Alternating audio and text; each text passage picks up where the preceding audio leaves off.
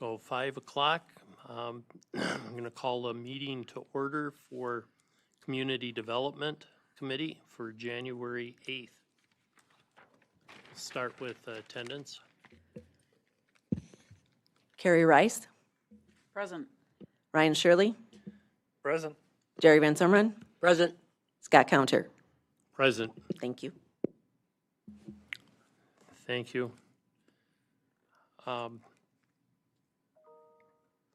We don't have anybody here from the public to do anything.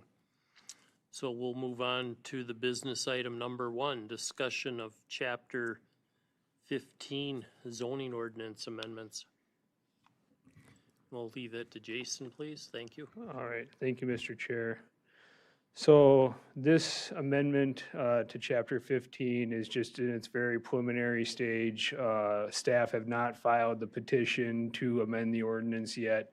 But Supervisor Van Sumeren had brought it up a couple meetings ago about now that the committee's handling CUPs and that they're seeing, some applications that come in and want multiple home occupations and that on the same part of the property.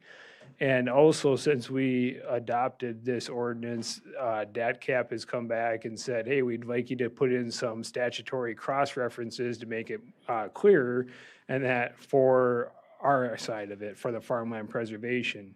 And so we thought that would be a good opportunity to kind of bundle the two together. Really, there is no time sensitivity or rush on here. There was also some just formatting cleanups and that with the parcel or the page numbers. So with that, I'll scroll down here to the use table. So there's no changes in any of this. Okay, so here we're in section 15.285. You can see that there's some citations to the statute for the Ag 1 and the Ag 2 zoning districts. So those are our only two zoning districts that are certified farmland preservation zoning districts.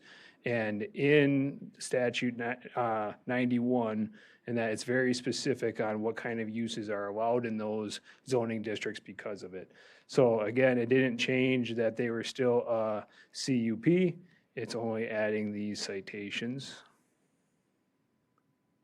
And I will just add that these have been approved by DATCAP, and that so these do satisfy their needs. So again, a couple more citations. Formatting, we had an extra. So here, there is one change for irrigation and industrial water supply, that would be a CUP in Ag 1 and Ag 2 versus a permitted use. Staff didn't see a problem with that. Does the committee got any changes, or are you okay with that? As long as we're on the use table, since we have this open and discussion on Chapter 15, I wonder if we want to take a look at non-metallic mining in the R1 district. Okay.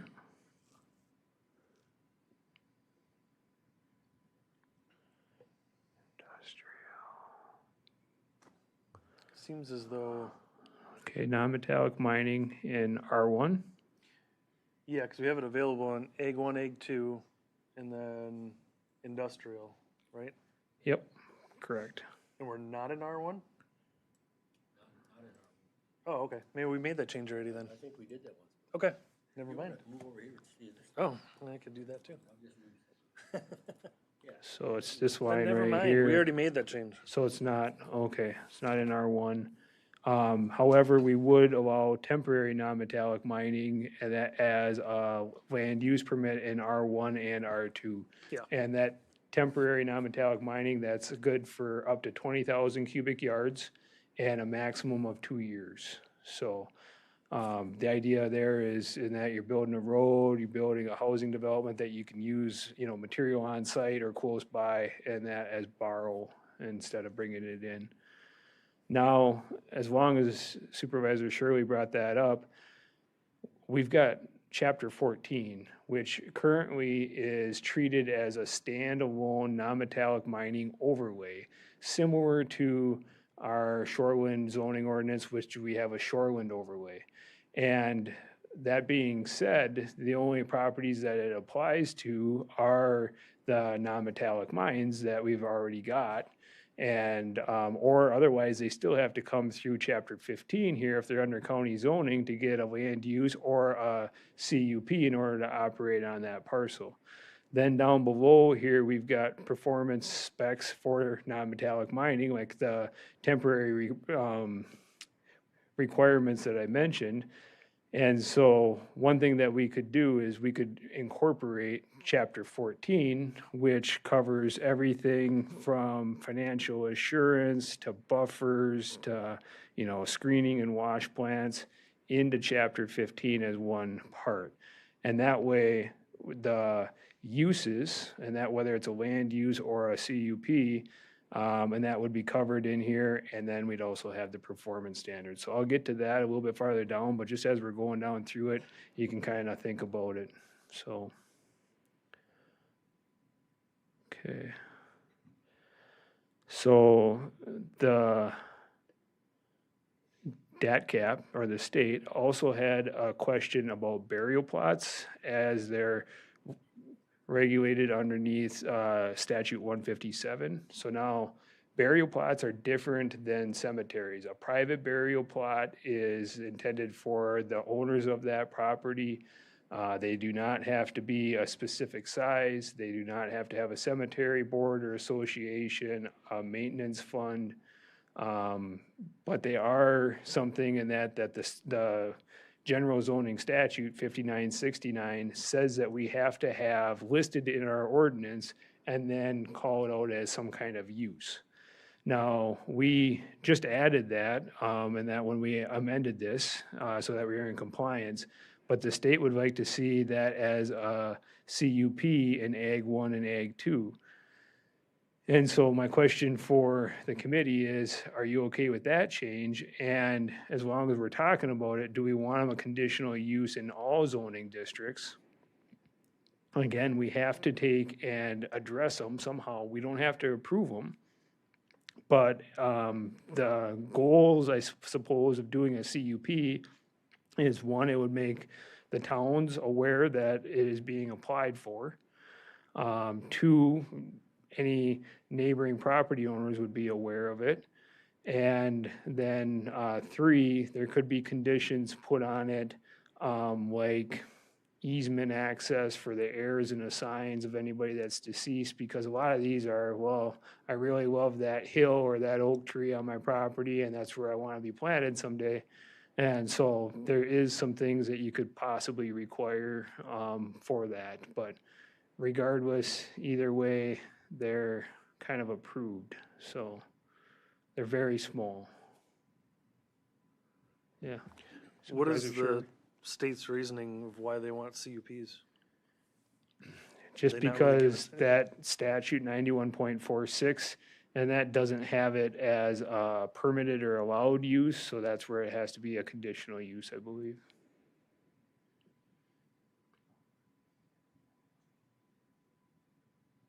Is that opening up a whole can of worms? You know, if you drive around the country, you'll see small cemeteries that have been basically that burial grounds for families over the years. Mm-hmm. I just know how that goes when you're building a piece of property and there's one of them on that property, and now all of a sudden, what do you do? Mm-hmm. It's not registered any place, it's just there. So these burial plots do have to be surveyed, so they do a map of survey of the burial plot area. And the reason why we would want a permit at least is to be able to take and get some vested rights to lock it in underneath an ordinance. And that because, of course, you're gonna be doing this before you need it, hopefully. And so you don't want the ordinance to change and then not be able to follow through with it. So once that survey is done, then when the day comes that you actually do bury somebody on that site, then you need to take and file what's called a notice of location of burial with that survey map with the Wisconsin Historical Society. And then they record a notice of burial on the deed of the property. And at that point, the area that is in that map of survey is actually removed from the tax roll. It's not subdivided from the parcel, but that little area is technically then exempt. And that's the only process or requirement for it. There is setbacks by the state. I believe it's like 10 feet from a lot line and stuff, so.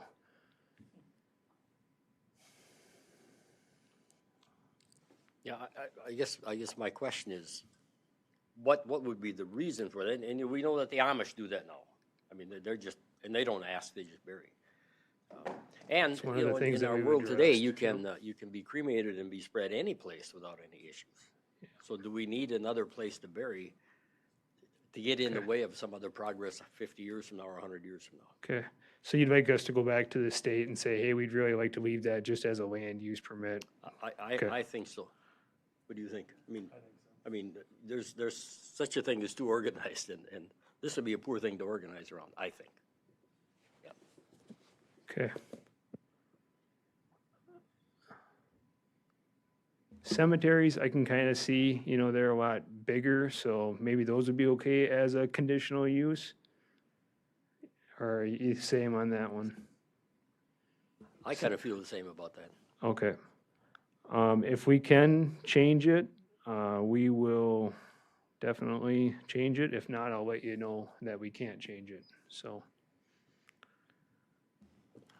Does the land use permit, if you're going about it that way, does that give you enough, do you have enough ordinance built into that for providing the access and the things that are needed for cemeteries?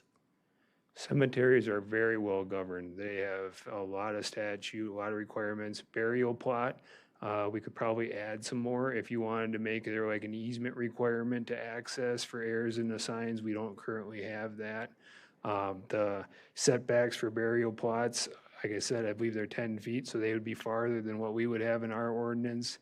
But we could take and change that to be something more restrictive too, if you wanted to. I just want to make sure that, you know, that if they are doing it and they're going through and getting the land use permit, that we are ensuring that they're getting the access then for the future.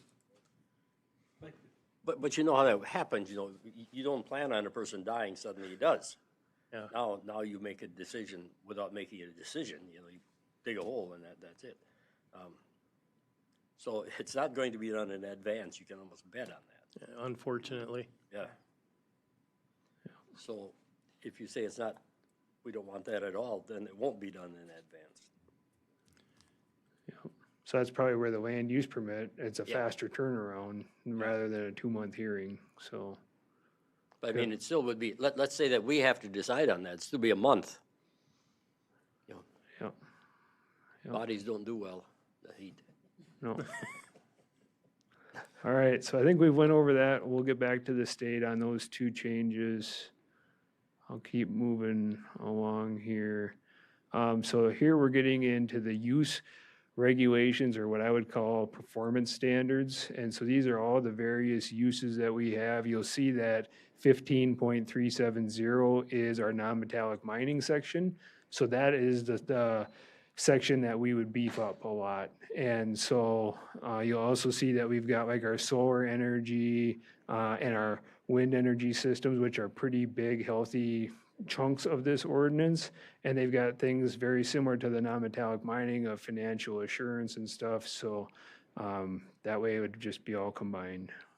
So. Okay, so actually, sorry, before I jump too far into that, I had one more change in regards to slaughterhouses. We've seen with the Amish that there is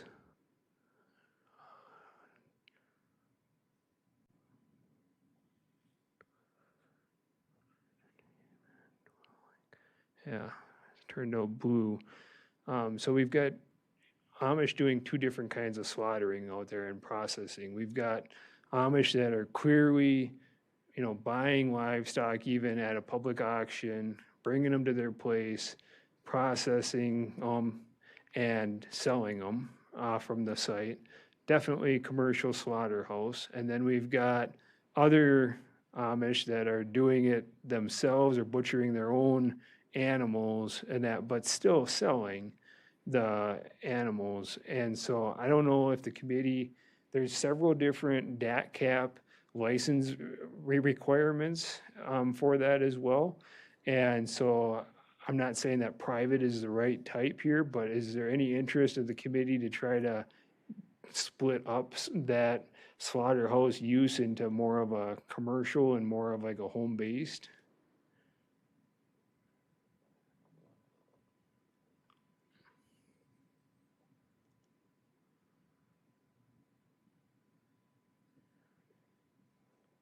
Really the whole issue with the slaughterhouse is if it's inspected, if it's cleaned, if the waste and the offal is taken care of. I'm not sure how we would do that, but it should be, I know how Grandpa and Grandma used to do it. They butchered it and whatever they didn't eat, what in the manure spreader went out in the field.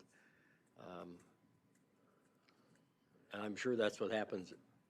So here's kind of Amish how range. we defined it. Would be private slaughterhouse, a farm premise where animals are occasionally slaughtered by the property owner for private consumption. Whole live animals can also be sold underneath this type of use for slaughter and processing if the Wisconsin Department of Ag, Trade, Consumer Protection has licensed the facility. Yep. Here's the main issue with that definition is that's every farmer that goes deer hunting is occasionally slaughtering an animal. So, I'm not sure what to do with it. Okay, yeah. Or is it, where farm animals are occasionally slaughtered? And I don't even know if you even want to go there. I can go back up to the use table here. Otherwise, slaughtering is only allowed in the industrial category. So then any of the Amish slaughtering that they're doing would slaughterhouse here, and that would be either in the commercial or the industrial. So the Amish wouldn't be able to do any of their slaughtering that they're currently doing out there. And maybe that's what we want, and that's what we'll go ahead and we'll enforce. And that I just threw it out there as an idea since it's one of the things that we've ran into lately. Is there's definitely a big line, and that the one facility, is doing, 100 to 150 animals a month, and so that's a lot. That's definitely commercial. I think that's commercial or industrial, and then the other one is maybe doing 10 a month, so a much different scale. Yeah, I think the occasional one, the deer, the occasional cow, pig, whatever. I mean, I don't have a problem with that occasional, but if they're going to be making it a big business, and also if they're going to be selling the meat, now again we have an obligation to make certain that is safe. Mm-hmm. Yeah. And I will say that the one that's doing the 100 to 150 isn't that clean. Not so clean. Mm-hmm. Yeah, and that's where we either have to say no, you have to have it in a commercial where it's Okay. So would you just like to leave it like it is and then not differentiate between the two?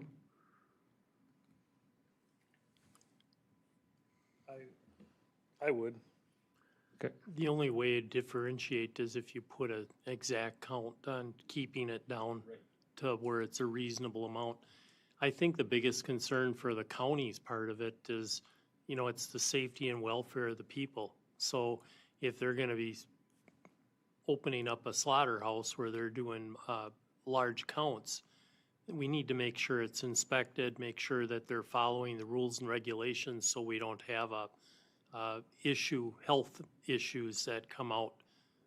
And those things, just happens. It's we see it in big operations. So I think it's in the county's interest to ensure that we're looking for the safety and health and then keep those numbers way down. And they would, if they're gonna do more than a certain amount, they have to at least be inspected and have the inspection portions being done. I'm not as big about that they have to change the zoning, because you can have in between things. But by gosh, they gotta make sure that the product that they're giving out is safe for consumption and everything. And that they're handling whatever the off-process things are to be able to dispose of them in a proper manner that is healthy. I think that's only fair to those who run a legitimate slaughterhouse, that these people have to also do the same rules, same thing. That's where I'd say we should be. I'm kind of surprised that with the state regulations on egg too, that's not a use in egg too. It's not. Yep. So in our definition of slaughterhouse, can we put a number on there? Like the private one or just the general slaughterhouse? Because right now, the way that general it is, one. the general slaughterhouse, So what's the state definition of when that kicks in, when they have to inspect? There's got to be a number there, isn't there? and so anytime that the owner or an employee touches either the slaughtering part or the processing part, but if you sell the animal and that it's in the back of your barn there, and you sell it whole for that buyer to slaughter and to process, and you're hands off, there's no license needed by DATCAP. But as soon as you take the animal or you help process it, and then at that point you're engaging, and then that requires a license. And then from there it keeps on ticking up, and that based on packaging and what kind of cuts, stuff like that you're providing. So I had originally kind of put in like a number of 10 here for like a private, it was like 10 per month. But that was subjective, and I didn't know where the committee, it was ambiguous. I would say 10 per month is a pretty high number. It's quite a few. I'd say 4 a year, but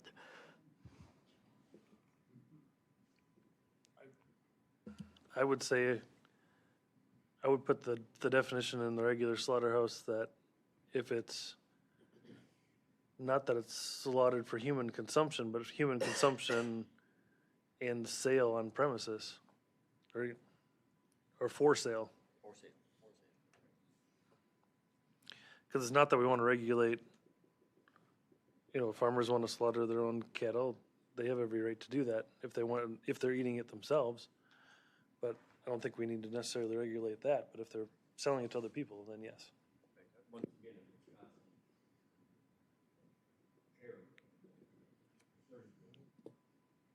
Okay. So I'll modify the normal slaughterhouse definition, and then we'll just remove private slaughterhouse. And so then they would be only allowed in commercial or in industrial 1 or 2 district. So, okay, not a problem.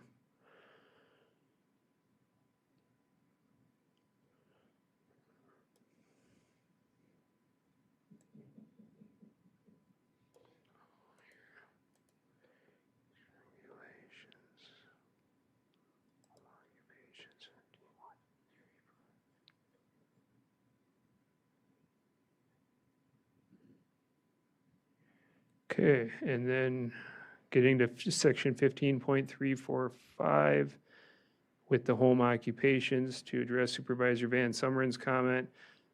We put the limit at 1, so only 1 minor or major home occupation shall be allowed per residence, regardless of how many parcels the owner owns. So we're just trying to think, if they say, well, I've got multiple parcels here, can I have multiple businesses? And maybe they're right on the corner of all 4 of them, so they have, each one spread out. So we're just trying to catch all of the possibilities.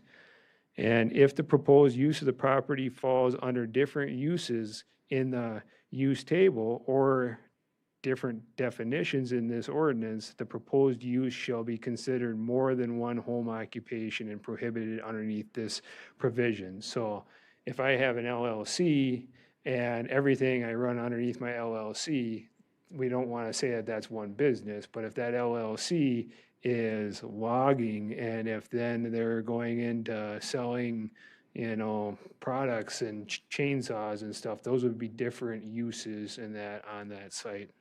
So that's the reason why we tried to add some clarifying language. And that's what DADCAP wants, is just one also, right? That was their recommendation. Yep. Yep. So I thank them for that. Now we don't have to take the blow for that one. Yep. I think that's a good idea. I think otherwise we're going to get, Yep. like you said, a little of this and a little of that and a little of that. pretty Right. soon. Those are the two questions that I could see coming, was, oh, well, I own multiple parcels, or, and that I run everything underneath one business name, so. Yeah, but if it's different uses in the ordinance, I think we got it covered. I think this is just fine, Okay. I think. Just one scenario with that.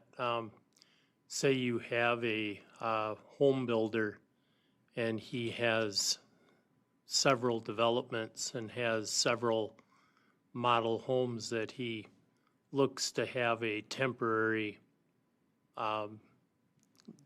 use for the property for that model home during the build out of that development. Would that mean that that developer, because of it's all under his title, that he would only be allowed to have one development then, to have one model home site? Or how would you adjust for something like that? I think in that the way it is there, and that is per residence, not per owner, or per, so it's per property. So if you did have, and the idea with the home occupation is it's being conducted as an accessory use inside that home. And so, if you had somebody that owned multiple homes and maybe they had rentals going on, they could potentially have different home occupations at each different home, but it wouldn't be all on one site. So that if a renter, for example, maybe had a home business that they were running out of a rental, probably it would never happen, and that would be something that could be done. Supervisor Rice? I'm curious about the description of a minor home occupation and a major home occupation. There's a lot of language in here. It sounds as though minor means there aren't customers coming to visit on site. I'm just wondering why we have a minor definition. You say minor and major.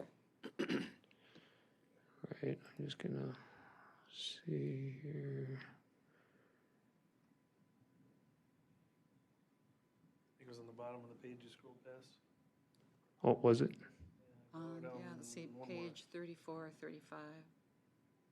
Yep, right there. Yeah. Home Yep. occupation, minor, major, yeah, so minor is just always allowed. Major is CUP, so that's one change. Okay. Also, the minor is within the home, and the major allows for within an accessory structure. And so I can't tell you why that was originally split out. It was very limiting before. I think it was down to 1,500 square feet in an accessory building, which just didn't have much room for anybody to do any kind of business. And then we increased that to 6,500 when we did this before. Don't you think part of that might have been to cover loopholes? So if you had a major one, you could also maybe sneak in a minor one. Now you've got two, and I think that's probably that I can see how that would change it, because it's just one major or one minor. It's not. Okay. Yeah, that's the only reason I can see, but that would make sense. Just as a curiosity question on my part, Generally, we've tried not to be too restrictive when it comes to operating a business here. So it made me wonder if we weren't being too restrictive on the minor definition.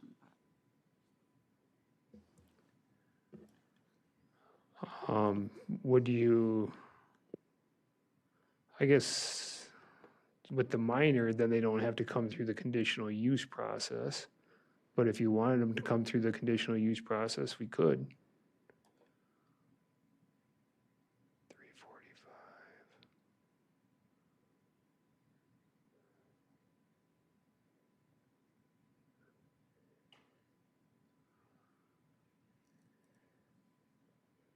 Well, Jason, if the rationale is that for minor uses, they're always approved, but for major, as we define it here, then they would come through the CUP process, then that alone is probably enough reason to keep it. Okay, okay. Yeah, so minor home occupations right here, allowed without a permit or hearing. And Can you scroll back up to that change definition then? Only one minor or major can be allowed per residence. So I guess I would strike out the minor then, because if we're just talking about majors. Well, Because, I mean, if you look for an example, if a developer was running if he had a development where he had all rental units and he was running that out of his house as a business inside of his house, that's not really something that's going to disrupt what we've been talking about in all these major home occupations. So I don't know why you couldn't have a minor and a major.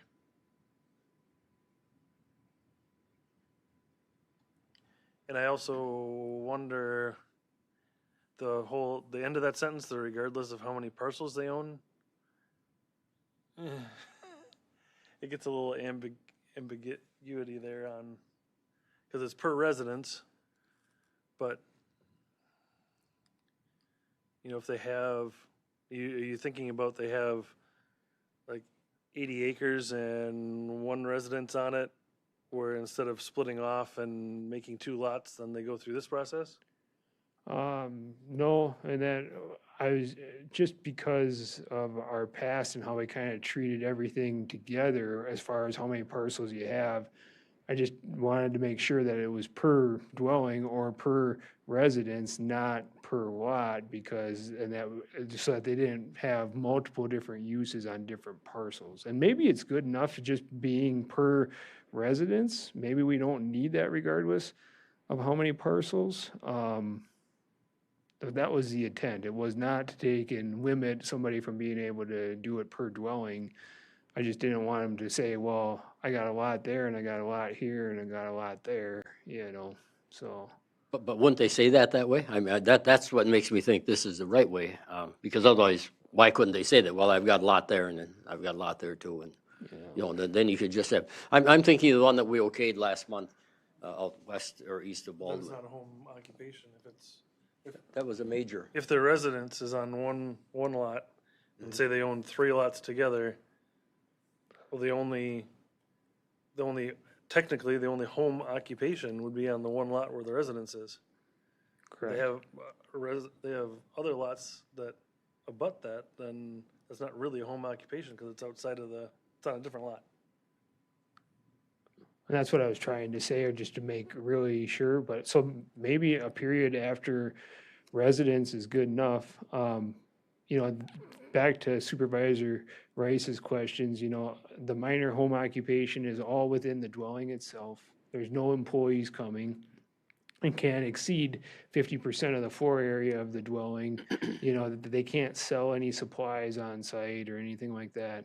Whereas in that the major home occupation, and that they can have employees, they can take and be in an accessory building, it's much larger. And we see a lot more major home occupations because we've got a fairly large lot size in our rural area. And we've got a lot of people that do have some smaller businesses that want to be able to operate out of their small lots that really fit nicely into this. And really, the main concerns have been traffic volumes coming and going, storing the stuff inside, maybe beeping alarms on vehicles, that kind of stuff, so that's where the CUP and the hours of operation and that all fit in pretty good for the major home occupation. So, I mean, maybe if they're doing it all out of their dwelling and it's only 50% of their home size, maybe minor doesn't need to be limited to one. Also, though, and I just am remembering back when I did some research last month, that a minor home occupation also had to do with a number of people coming and going, and I don't know where I found that. So minor would be indeed minor, not major minor. And so then we have to look at this a bit differently. Yep. So I think it's 4 times per month. So right here, number 5.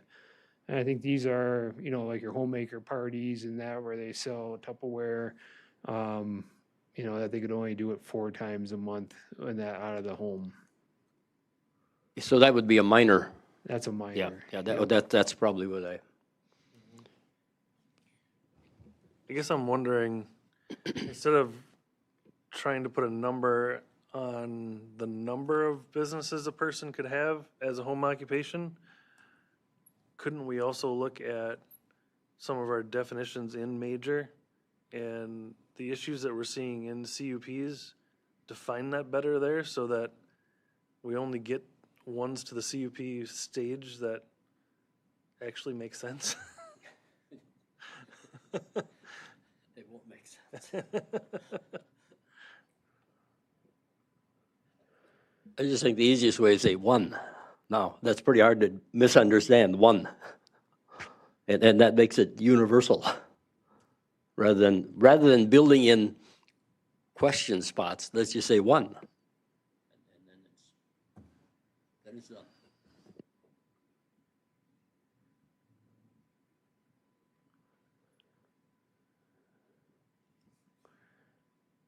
Because otherwise the sky is the limit. 1, then why not 21? Well, for the major ones are the ones that have the impact for the neighbors and the people around. So I can understand that one a little bit more. I think I go back to what you were saying too on the, which would really could be considered a minor if you have, say, somebody that's a real estate agent and he's a broker, he works out of his home residence, but doesn't bring clients in.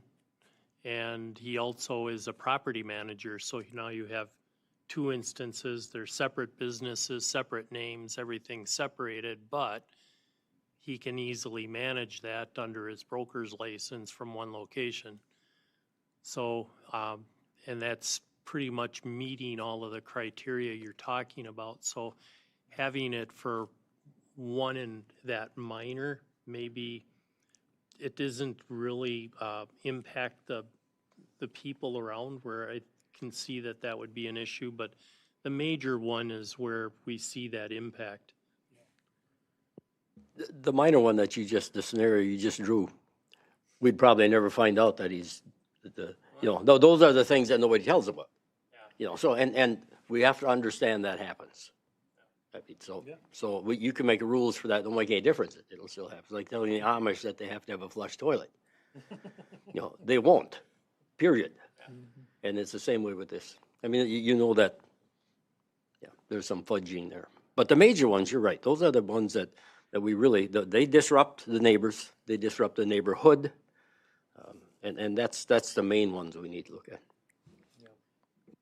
So Supervisor Counters scenario there, I would say that would be prohibited the way that this is written, because it's only 1 minor or 1 major. And so I think that the consensus from what I've heard would be to get rid of minor or, so it's only 1 major home occupation shall be allowed per residence.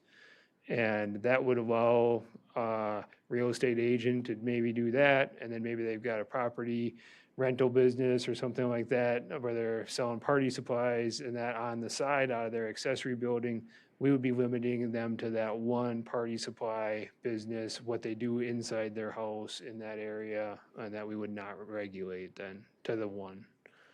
Is that, I think when we do that, though, we really have to be careful how we define major and minor. I think we have to make that more clear cut.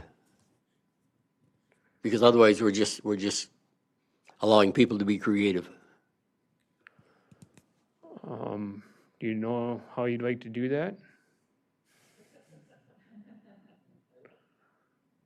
Well, I mean, so it's within the dwelling is number one, and no employees, number two. And the area inside the home, and that used for the home occupation would be not exceeding 50% of the floor area.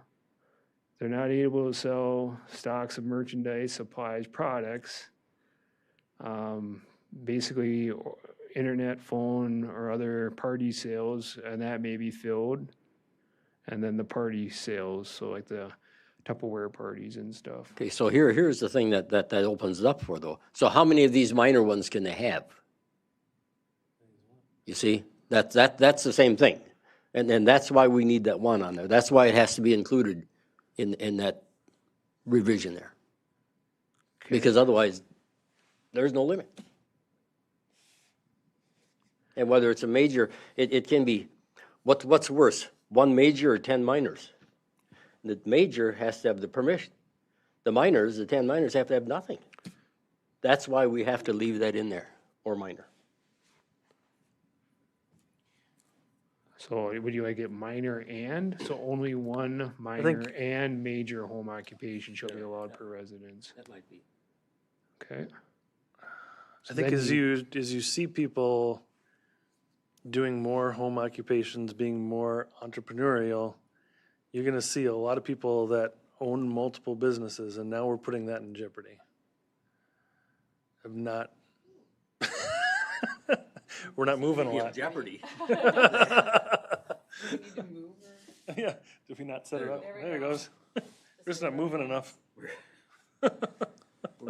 So, Could I make a? yeah, go ahead.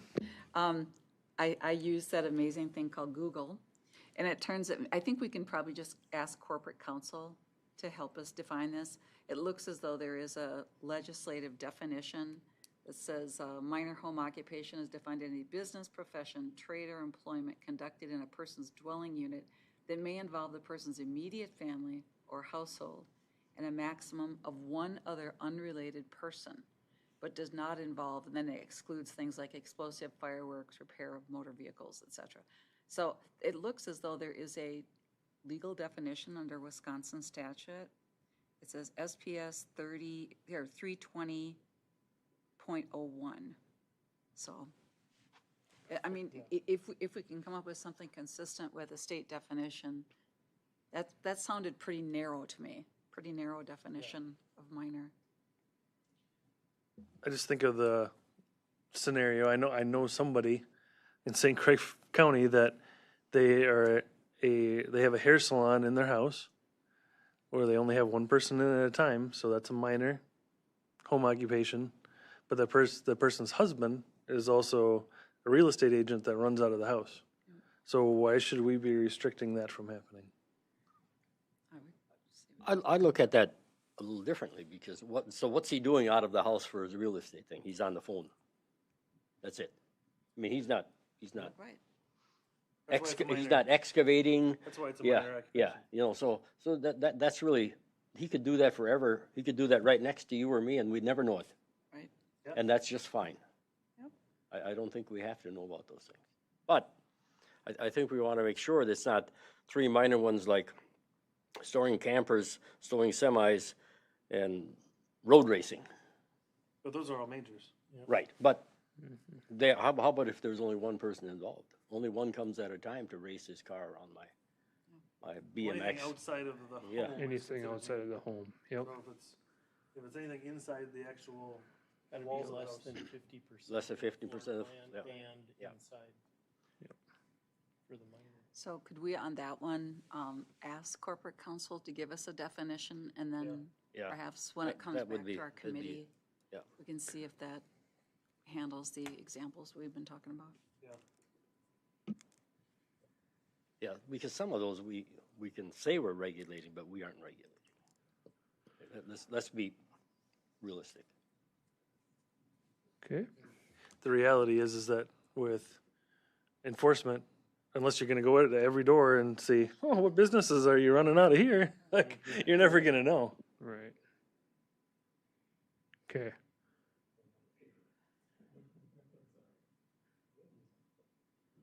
Okay, so we'll work on J here a little bit, and then I'll reach out to Corp Counsel about the minor home occupation and see about defining that differently, so, okay. And then, we just got one definition here that DATCAP is wanting in there, ag accessory use. This was one that we had in there, so this was an error on our part that we cut this out, so that definition is added, or we need to add it. And then, again, the only other change that we had was in regards to the slaughterhouses, which I think we've got that covered. And, we're gonna remove that private slaughterhouse, requirement, so. And then modify the other slaughterhouse definition, and that for human consumption and for sale on site, so. Right there, so we'll modify this one here a little bit more, and then we'll get rid of the private slaughterhouse on that option. So that really, and then we'll have chapter 14 amendments too, so on the minor, major home occupation stuff, I'll try to get answers for you and that, so that we can bring chapter 15 back to the normal January Community Development Committee, so that you can see the chapter 14 provisions, and that you can see how everything else landed after your feedback tonight. And then we'll go ahead, we'll file the petition to amend and publish it for a public hearing and stuff for the February Community Development Committee. So that's kind of our goal for all of these ordinances. Is there any other questions on 15? Okay. So before we even get into chapter 17, so chapter 17 was the county's old general zoning ordinance before they did the comprehensive rewrite from 2017 to 2019. And so some of the citations actually in chapter 14 with the non-metallic mining cite chapter 17 provisions that are no longer there. And so that's another reason in that, to clean up chapter 14 as we're doing this. And if you can put it into the same document, a lot of times all your citations and everything just work better, so that you don't have to amend two different ordinances and that in order to correct something. So basically, there's a lot of red in the one 17.01 to 17.09. Those were just generally the general statutory stuff for an ordinance at the beginning, and then the 17.7 to the 17.72, that's the end of the ordinance stuff. And so, for example, 17.7, it's just got administration, enforcement, and penalties and amendments. And so all of our other ordinances have these provisions already, and so it's just duplicated. And so I'm not really sure why we need them at all. And then 1701 to 1709, and that, again, these are what you'd typically see at the beginning of an ordinance. All of our other ordinances and that have provisions like this. However, the definitions are needed from this section with the 17.36 section, which is the St. Croix Riverway Ordinance. So I'm just gonna scroll down. Okay, so definitions, and everything that is highlighted here is not in NR 118, so that we would not have to keep. A lot of this text is struck because, for example, A zones, that's a floodplain definition, and we've currently got that in chapter 18 floodplain ordinance. And access and viewing corridor, that's a shoreline zoning definition that we have to have in the shoreline area, so that's why it's not needed here. So that's really accessory structure. We've got that defined in chapter 15. So this was really the cleanup that we went through. We did have to change accessory structure definition, and instead of trying to modify it, we just copied and pasted the definition out of NR 118, which was required by the DNR just to make it exactly the same. Agricultural, accessory use, ag entertainment, ag-related use, we just seen some of these in chapter 15. We do need to take and define agriculture, so anyway, so that's a separate use, that's in NR 118. Agriculture products processing, don't need, it's in 15. Animal waste storage facilities, we got that all in chapter 11. Antenna, this is how NR 118 has it defined. Applicant is not in NR 118, but it's something that you generally want in an ordinance to define who that is. The base zoning district, so our chapter 15 ordinance applies in the St. Croix Riverway area, so it's still very important and relevant to have that cited there. BMPs are not in NR 118, but probably okay to have. We added that there is, or that there can be more than one bluff line as a note, so everything in red here is new, so that's all. Board of Adjustment is important.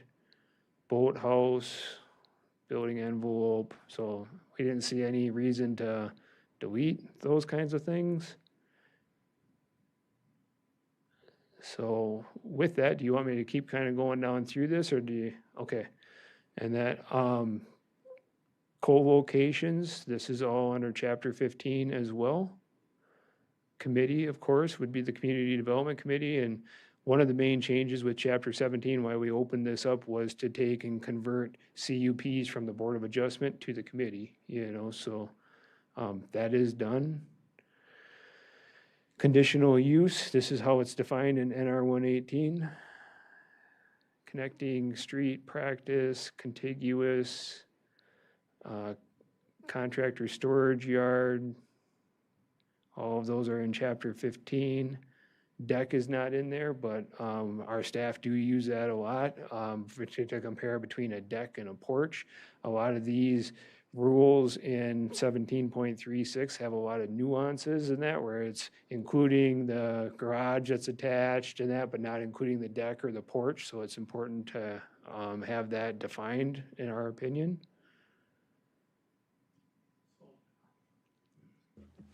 With the decks, I know a lot of the more higher end homes do not have permeable decks necessarily. Do you have a different definition for those types of structures then?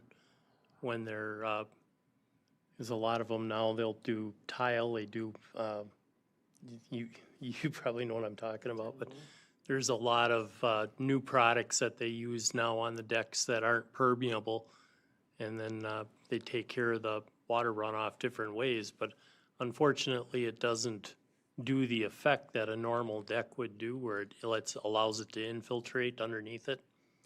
So I'm just wondering if there's any purpose, because I know part of the deal is when we're working with especially shoreline zoning and tight lots is impermeable surface for all of that. Do you see a need that we would want to have a different type of definition? I guess I didn't realize that they were building impervious decks, I guess, so, but that is exactly, you know, the idea behind a deck is that they're not included in the impervious surface calculations because they allow the water to go through. So that can be a pro in that, but then if they're building a deck that is impervious, then that's almost treating it as like a patio structure. And so then it gets really difficult to define how. I don't have an answer for you right now, to be honest with you, but I'll look at number 59 there and we'll work something up in that to be better, so. Go ahead. It turns out there's another statute for that. So Wisconsin has a definition for deck. I'm looking at the thing that it's linked to, but in any case, I think I can just send you a link to this. Okay, perfect. Okay? Yeah, and I'm sure these definitions are really old, so they've been around for a while. Diameter at breast height and that is important because if somebody cuts trees without a permit, there's a replacement schedule based on the diameter at breast height.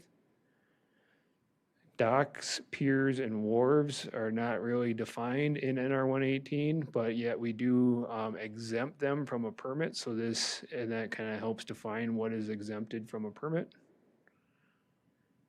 Dry land access is a floodplain requirement, multifamily, one family, two family, that's all in NR 115, so that still all applies. The earth tone colors is required. The definition of expansion is important, and that because that's got provisions for non-conforming structures and being able to expand them. Farm animals, filtered view of the St. Croix River is in the administrative code.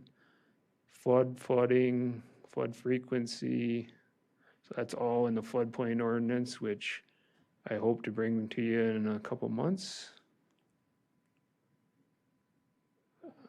Forest processing is chapter 15 again. Floodplain, foundation is required. Garden center, ground cover, daycare, industrial, high flood damage. Impervious surface is not required in there, but this is something in that is probably worth defining, so.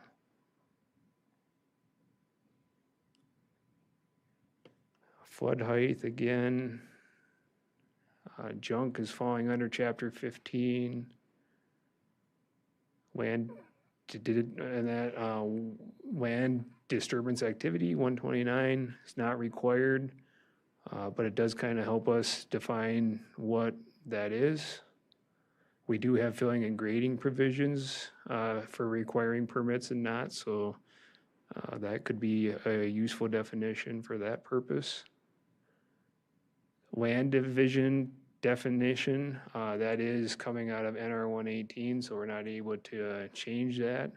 I don't necessarily like the last sentence here, which creates one or more parcels or building sites of 20 acres or less, just because we require it, but it's still gonna fall underneath our land division ordinance, which is gonna be more restrictive, so it's gonna still apply. So I just try to minimize the number of definitions that are the same, but you have them different in two separate ordinances, but that was one requirement that the DNR required. Landscape architect, believe it or not, is required, lift. So the livestock facilities, chapter 11, local zoning ordinance we have to add because the administrative code has it. Again, lot, I don't really like how that's defined either, but that's what the code is, so we had to change ours. We had originally tried to make that the same as what we had in like our land division ordinance, but the DNR won't certify our ordinance that way, so. Lot width, Lower St. Croix River, the management zones. Mitigation, and that is kind of important. So we had this note in there before and we just made it as a note. That was the DNR's suggestion because, and that it's defined like this in the statute, so.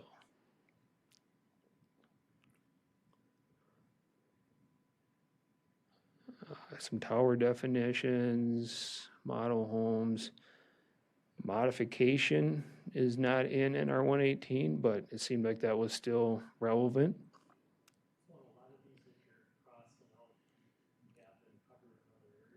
Other ordinances, so yeah.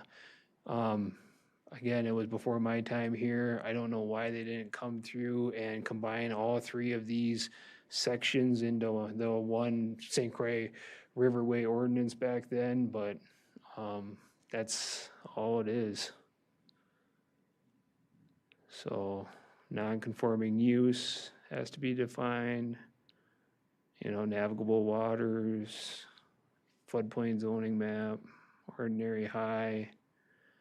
We had to add this language in here for ordinary high watermark. Ordinary maintenance and repair is defined in NR 118. Principal use, it's kind of one of them, the ones that's kind of questionable, but it doesn't hurt anything, I don't think, by leaving it in there. Public utilities is important in that, so a lot of times the utilities want to go in, clean their lines up, and so we've got vegetation removal provisions in here, so this allows them to be able to go in and do that with some of the other ordinance provisions that we've got. Reasonable accommodation is kind of a unique thing in that, but it's for allowing ADA accessibility to some dwellings, so there's some special provisions that fall into that. Reconstruction is a really important one because that's in regards to rebuilding a non-conforming structure. And then we've got all of our road stuff that we removed out of the Chapter 13 Land Division Ordinance before. Routine vegetation maintenance. This is, just going in and doing normal trimming and removing invasive species. So I think that's a relevant provision to have, and we do define it further in the ordinance as far as what can be done. Selection cut is doubled up, it looks like. So we should select this one here and cross out 210.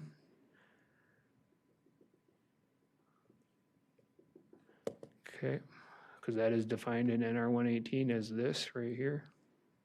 Looks like they're pretty much the same. Setbacks, just kind of tweak that a little bit. The DNR suggested spelling out ordinary high water mark, and then adding in some other clarification for formatting. Shorewinds probably doesn't have to be in here, but it still is a shoreland area, so thought that would be relevant to leave. The sign provisions and those are all in Chapter 15. Slope preservation zone, small regeneration cut, single-family residences, those are all NR 118. Start of construction is not in there, but basically the way that this is worded means that anytime they put anything permanent in the ground, so they pour the footings and that would be the start of construction. But yet if you just bring in fill or create a pad for like a shed and you want to let it settle over winter, that would not be the start. And so this whole section here matches our other ordinances. But yet it's still important to keep in there for that.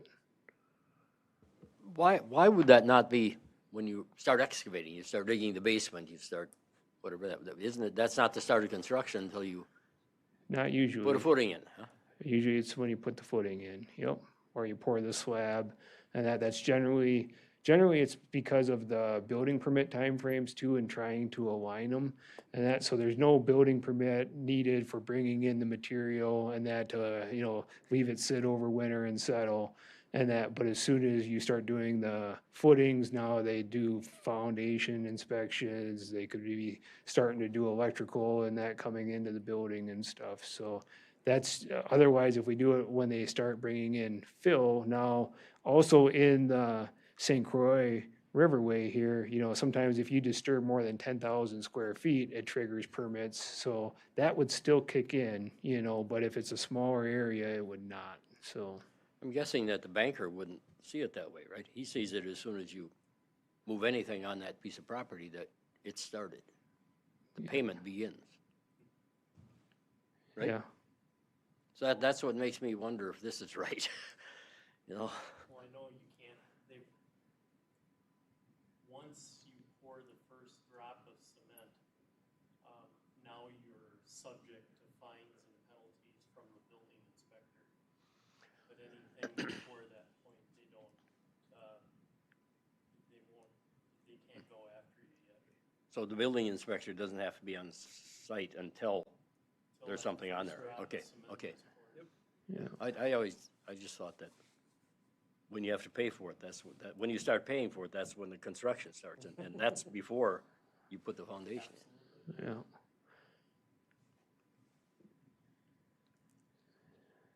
Yeah, I don't know, but it's generally, that's the start, and then our permits are good for 2 years, and then, so it runs at the same, as the sanitary and the building permit, which is good for 2 years. Structural alteration, structural component, structural erosion control measure, this is like a retaining wall, and the actual definition of a structure as well. And then structure height, we had to match it so that it was matching NR 118. But basically it's the average of the ground elevation to the highest point of the structure, excluding the chimney. Substantial damage modification, those are floodplain requirements. Support structures, temporary structures, our transmission, truck service, repair and towing, unnecessary hardship and variance are not required, but they are two important things. You gotta have unnecessary hardship in order to have a variance. So, and the reason why the uses were crossed out there is because the Board of Adjustment doesn't have the authority to grant a use variance. A use variance is a provision or a policy set by the county board in an ordinance format. And so they're dealing with area variances, so setbacks, that kind of stuff. They can't take and, go against the county board, so.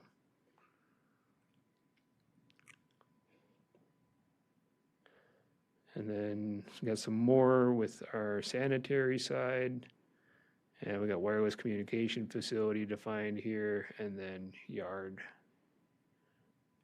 So I know we went through that kind of quick, but basically we reduced everything down to what we thought we needed to be able to enforce the ordinance well, and then the requirements of NR 118, which is the Lower St. Croix Riverway Administrative Code.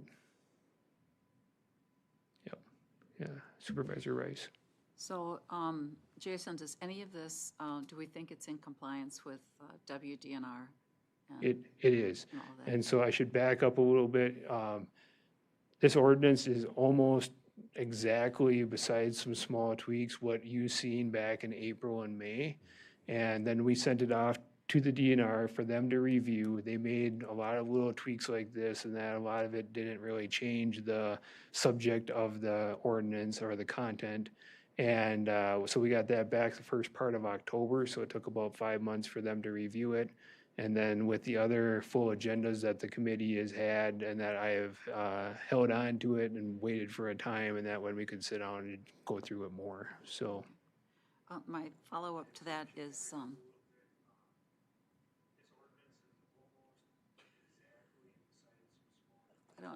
we're getting, You're getting feedback. we need to turn your volume off, Jerry. I think you're getting a payback recording there, Yeah. playback. I've done some work with AI large language models, and at the WCA conference, they talked about efficiencies that can be achieved using that. Does your department have access to an approved tool? Yep, we do. It seems like the And kind of thing you just dump in there and then review it after. There's a lot of editing in this. Yep. I'm hoping it's- you didn't have to go line by line. We did, yeah, but I mean, we did it last spring, about a year ago.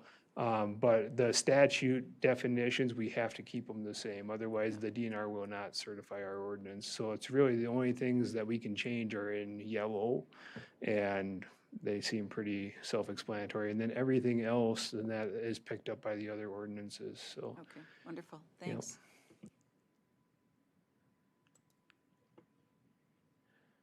Okay, Well, Jason, will this basically be a document of descriptions?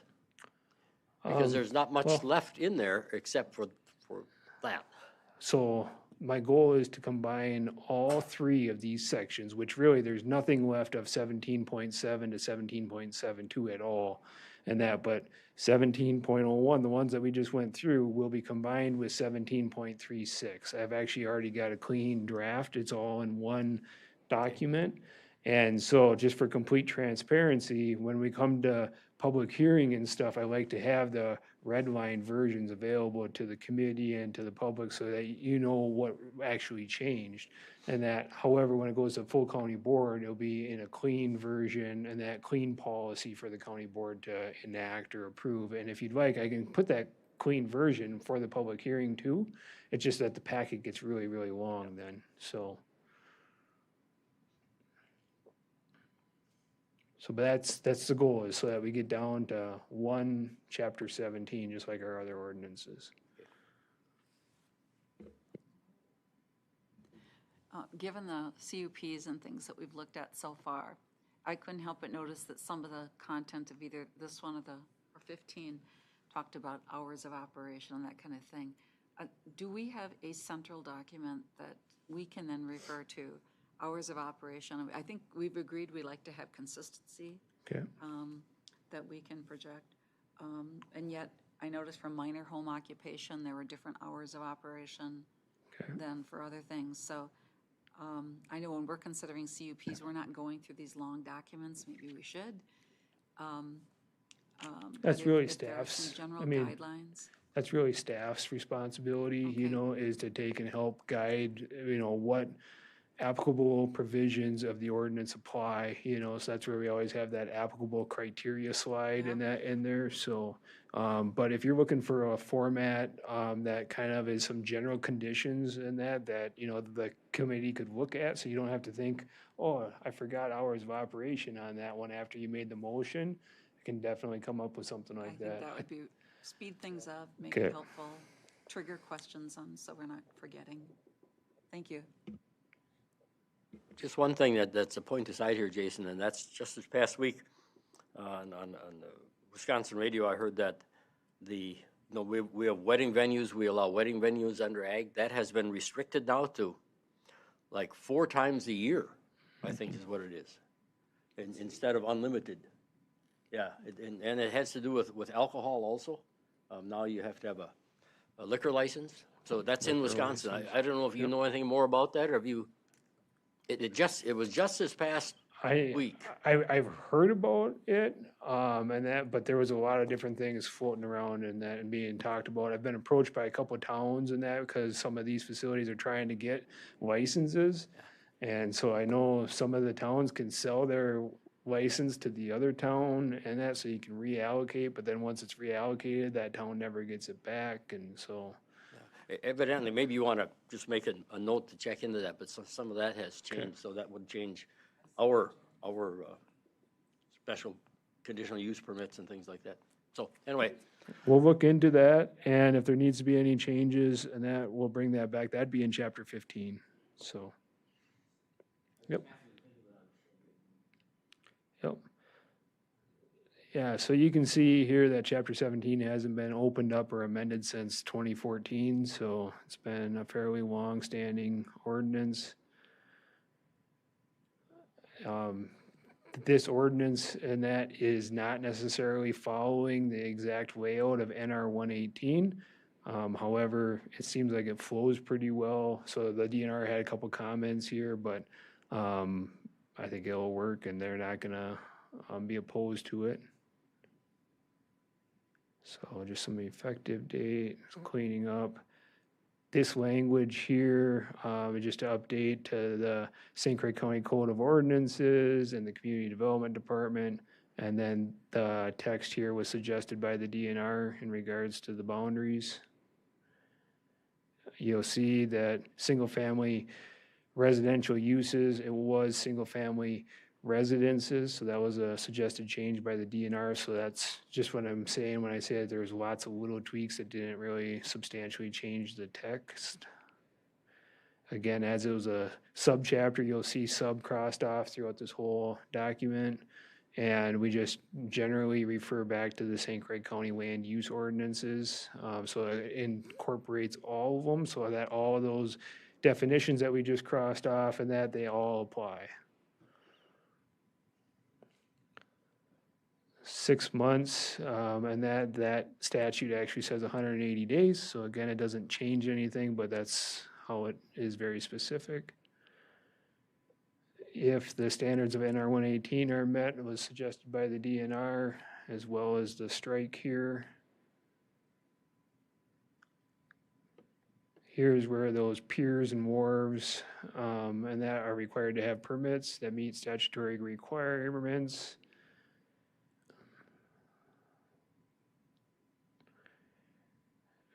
Rock riprap.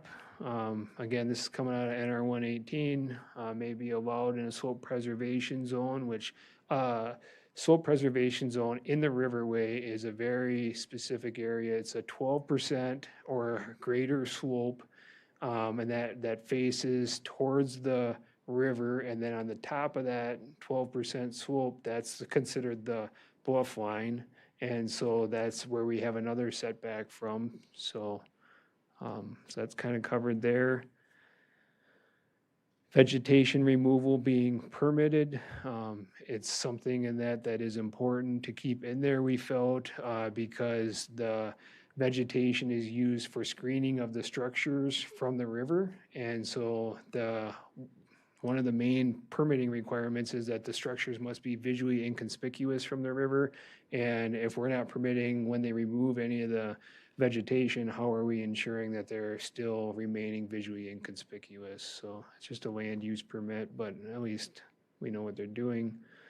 Number 8 had that governmental structures used as information centers or for resource management would be allowed. That is not in NR 118, and nor is accessory structures.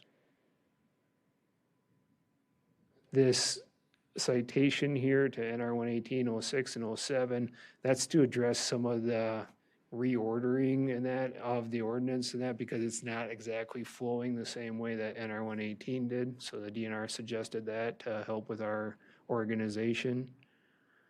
We didn't have planned cluster developments for single-family residences, so we had to add that in here as a CUP.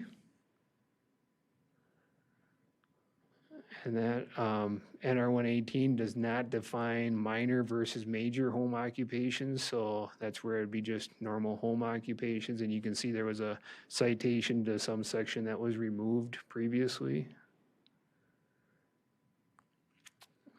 A little formatting thing there. And so here is just to take and spell out private on-site wastewater treatment system. Before it was POUTS, which is the same thing. Single-family residence here, and that instead of principal structure. So again, it's just to match the language to NR 118.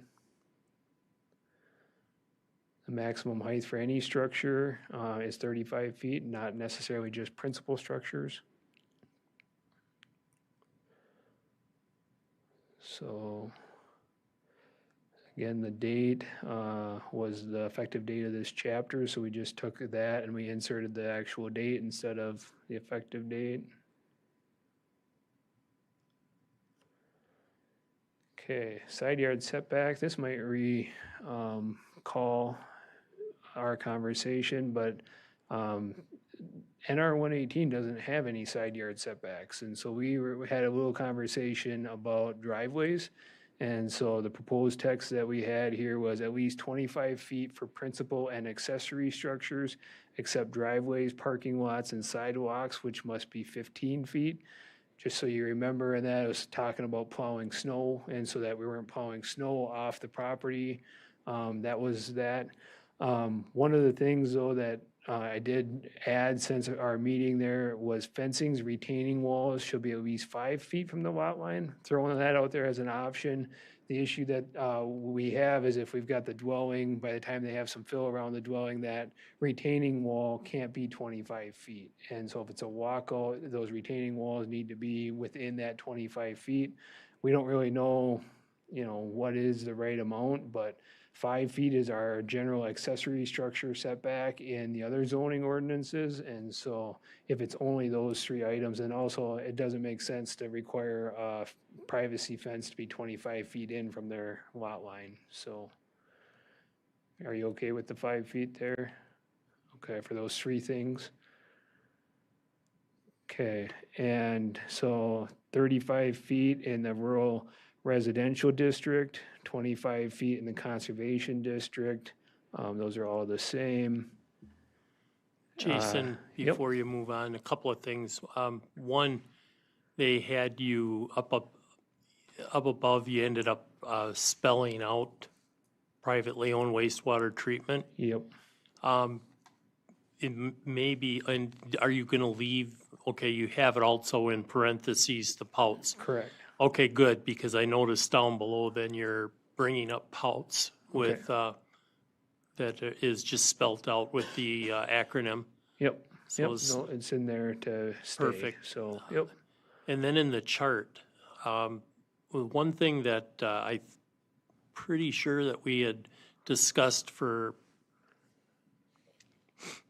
changes in the past was that we were creating so that now you would be authorized to have for new construction that they could have holding systems, We do. okay? Yep. So when I'm looking at this chart, you're requiring a full 1 acre lots with both rural, residential, and conservation, and then for 2 Pouts systems. Yep. So And wondering if we need to look at that differently with the new regulation, if they're going to end up with just a holding system. It's a holding system you can replace in place. you can. I think NR 118 requires us to have room for 2, but they'd only have to have room for 2 tanks, so it'd be like 2 6x13s, and that'd be up for determination too, because like you say, you can replace a tank in the same spot, so you could put 2 systems in there, in that same spot, yeah. As long as you bring that up, and that, we've seen a few applications last year for them, but they're not super popular, so it probably wasn't ever worth prohibiting them for a long period of time. They're not gaining a lot of popularity, so but it is, for some shops and stuff like that, that's where we're seeing low usage scenarios is where we're seeing some of them going in, but probably less than a handful over the whole year. Okay. So driveway's side yard setback standard there of 15 feet, put that in just to match up above. That was done with the committee. Again, we don't have to have that 25 feet, but that's been a long-standing thing, and it's pretty standardized going down along the river that it is 25 feet. There's not too many that are varying from that. Signs in that NR 118 provides all of that, so we just inserted the text. No changes there. So, provision C is one that no filling or grading is allowed in the slope preservation zone that is directly facing or will drain directly to the river, except that the minimum required for the installation of items A above, which is for the docks, piers, and wharves, structural erosion control measures like retaining walls and stairways and lifts. So, any thoughts on that one? Basically, that there would be no filling and grading in any slope preservation zone for any retaining walls, docks, piers, except for what is needed for their own installation. So it's not. So it's not a huge requirement because you're kind of allowing them anyway. It's just not allowing any extra. And there's other provisions in the ordinance that would technically prohibit it, you know, if it's over 10,000 square feet and stuff. So it's not hurting anything, I guess, to leave it. So.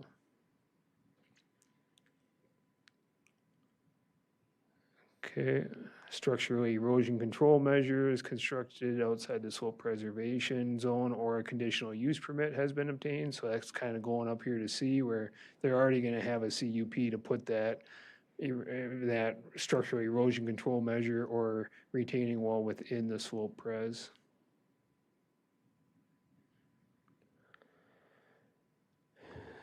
Talks about how the plans are here. A detailed construction plan with timelines and contact information, that's not required. If you wanted to strike that, you can. I mean, everybody's timelines change, but contact information is good, so. You'll see that this part is struck out with the affidavits for the maintenance. Just I think if you wanted to cross out the timeline, I don't know that we necessarily, because are we going to monitor and do anything about it? No, and that, because we're gonna be underneath our permit Just it's duration. one more thing then that we're requiring that Okay, they aren't, yeah.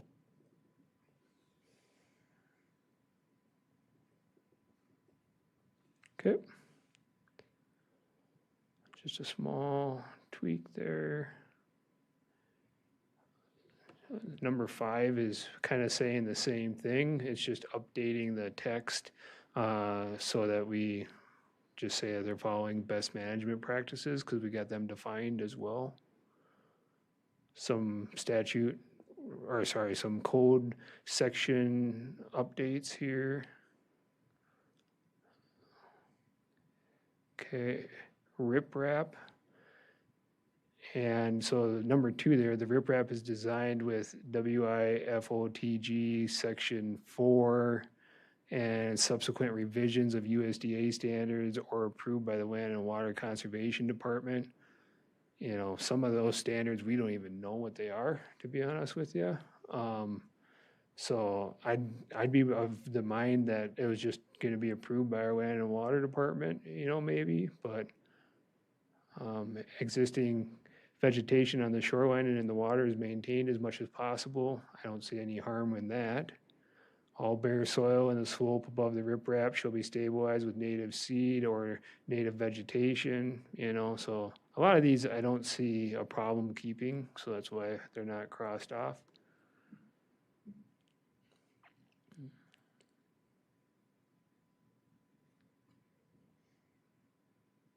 But it is not required and is not in NR 118.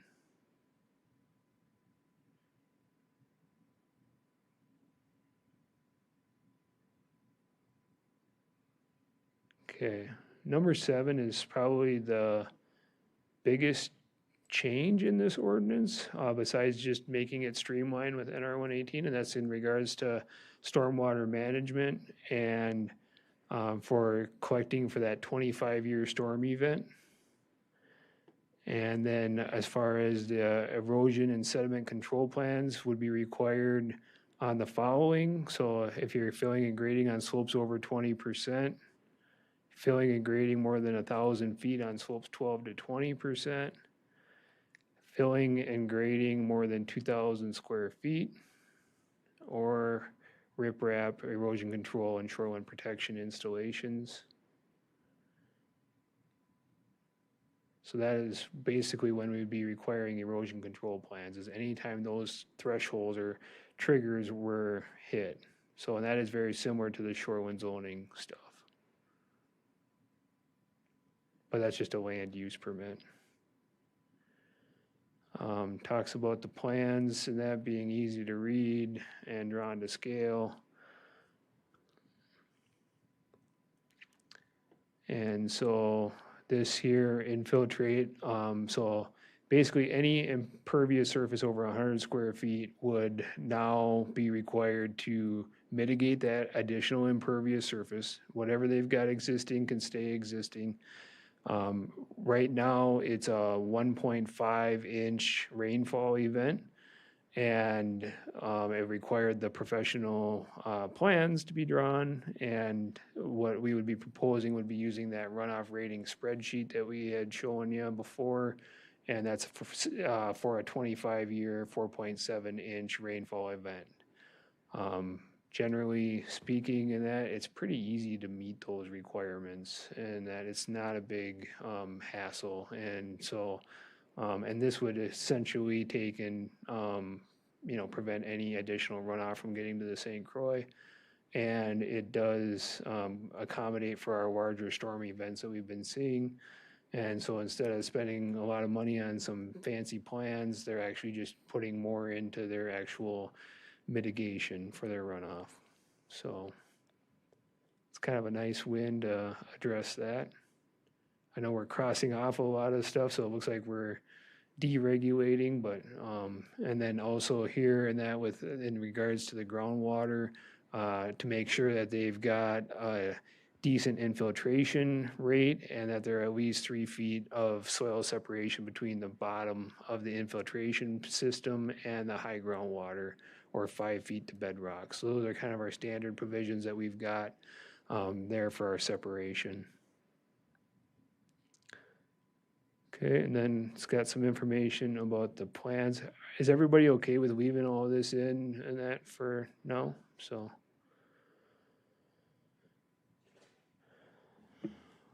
the one thing, I guess, I was looking towards the top, so what we're doing then, anybody that's doing any renovation work on their property, on a lake property or any of those types of things, now they're gonna be required, they have to hire an engineer to do basically a certified survey map with elevation and before and after views of elevations and any stormwater management and everything. So you're gonna, basically, they'd be required to hire an engineer to do all this. No, actually, that's what's currently happening, and this would be actually going the opposite way. And so currently, a lot of our citizens that live along the St. Croix end up hiring engineers and that to do a line of sight view. And sometimes you truly can't do that, but also in that past interpretation, past staff, and that didn't take into account the vegetation. They only went line of sight 250 feet in the middle of the river and that up to the ground elevation. But we have received clarification from the DNR that was incorrect, that you actually do include the vegetation. That's why we've got vegetation removal provisions in the ordinance, and that because it's during leaf on provisions. So that is done, so we don't need to do that, or we don't need to require that as long as we know. But I mean, if there was a case that was like, oh boy, that one might be really showing in that, then we could. And as far as the infiltration, and that's working with, our staff and even Land and Water, and that there's several different options. They can plant native plants. That takes the most land area up. They can do a rain garden as an option, and it calculates how many gallons are coming off from that new impervious surface and what they need to retain. Also, more of like your French drain system, more like a drain field, that would be an option. Stormwater ponds would be another one. And it can be prorated any amount of them. So if you did, X number of square feet and that turned out to be 25% of rain garden, you could do the other 75% as stormwater pond or full detainment if you wanted to. So that's where I'm saying that it really doesn't impact people all that much, because a lot of times if they're putting rock around their eaves on their building, maybe they're only going to put it 3 inches or 4 inches deep before. Well, now if they dig it a little bit deeper and maybe take and shed it out towards away from their foundation, they can actually capture some of that runoff and call it full detainment, So it's just small tweaks like that in their design that essentially it's the same thing. It doesn't have to change their whole landscape, but it works really well. Sure.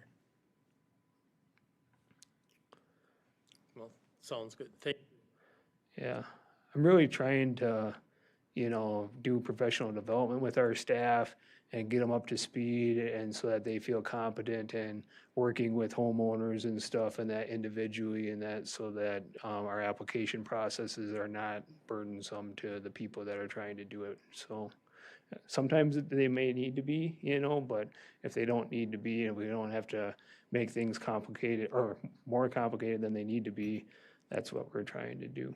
But yet still trying to make a win for the St. Croix, so.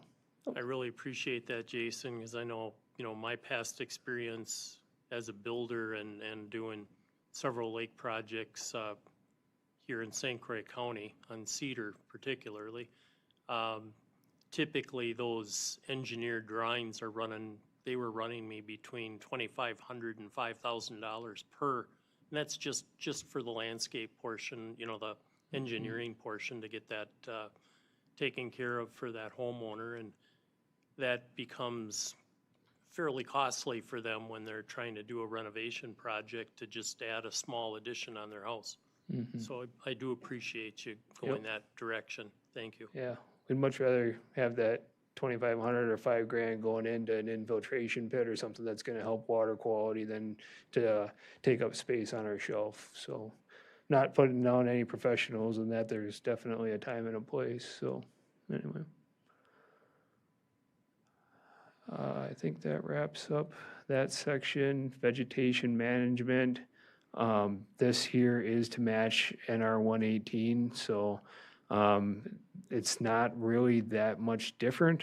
Here was some purpose statements basically, and NR 118 has primary goals and secondary goals, so that was.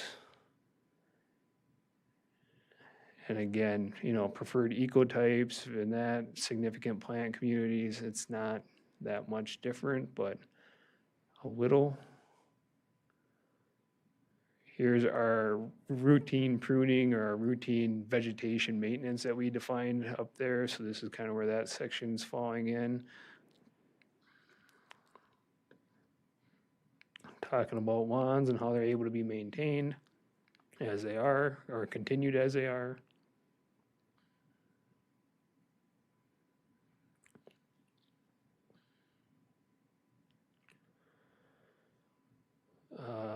II here for its stewardship plans and that text does need to be added. So it's coming right out of NR 118.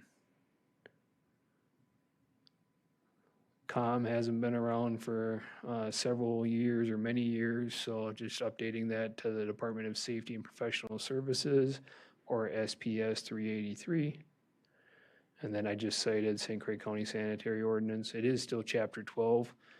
But as the county adopts Unicode and that, it'll change. So that's where I just removed that chapter section or portion.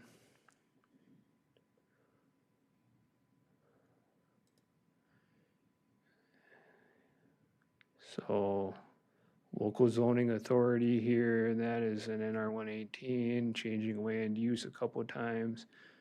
Planned cluster developments is required. Underneath NR 118, you can see there's several different citations here. That was copy and pasted right out of the administrative code.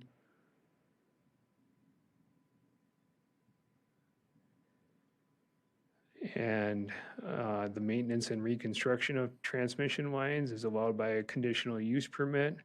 And if all the following standards are met, all new and updated reconstruction lines shall be placed underground when determined to be technically feasible by the land use administrator. If the applicant seeks to establish that underground placement is technically infeasible, the application shall explain in detail what factors make it infeasible. So this is our general, transmission lines, power lines, that anything going forward is put underground. It's not required to be in there. I will say that I think Jerry could probably speak that there's several lines in that they have several issues with down along the St. Croix, and so to put them underground. How much is this policed? Probably not that much, so, because we don't know when the utilities are actually putting stuff up, so, yeah. Along the river, there's so much rock that you really can't bury it. It's, Right. it just can't Very be true. put underground. It's all limestone, Yep, and so you're stuck with it in the air. yep. So I guess for that matter, do you want to just take it out and leave it up to the utility then? I think so. I think you could let that up to the utility, and I know St. Croix Electric looks at it differently than XL does, but they Okay. still look at it that way. They're really the ones that would make that decision more accurately than we could. You know? And if it's a conditional use permit, they're still approved, so, okay. And so, I would say that we'd take out 2 and 3 then too. But I would want to leave number 4, which is the vegetation maintenance of the overhead lines and stuff. I think that would be. Okay.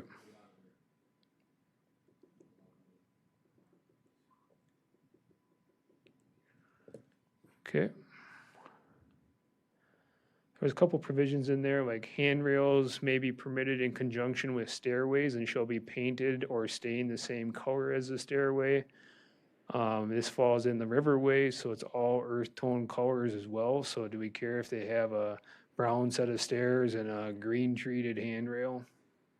I don't know. So evidently, so it wasn't in code, and so we struck it, just for that reason. Okay, vegetation shall effectively screen stairways from the river within 5 years. The thought process is that's quite a long time for just a stairway, so I don't know if you wanted to make it more specific, but again, we are reviewing vegetation plans and that are gonna canopy and screen it from the river, so that was the thought process. Here to address Supervisor Coner's comment that and certified by a registered professional engineer or architect, and that for the plan, we struck that out. So again, up above, we provided legibility standards that we need it to be clear, we need to be able to understand what's going on, but it doesn't necessarily have to be certified. A lift, and that no lift shall be designed for the transport of boats or machinery up and down. I believe that the committee had struck machinery up and down the bluff face. Again, the vegetation effectively screening within 5 years, hopefully it would be sooner than that. And then the certified professional again.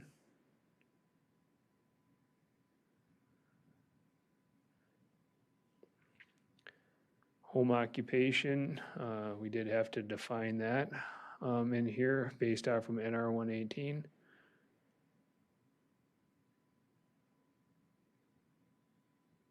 It's a little bit different than what we've got in chapter 15.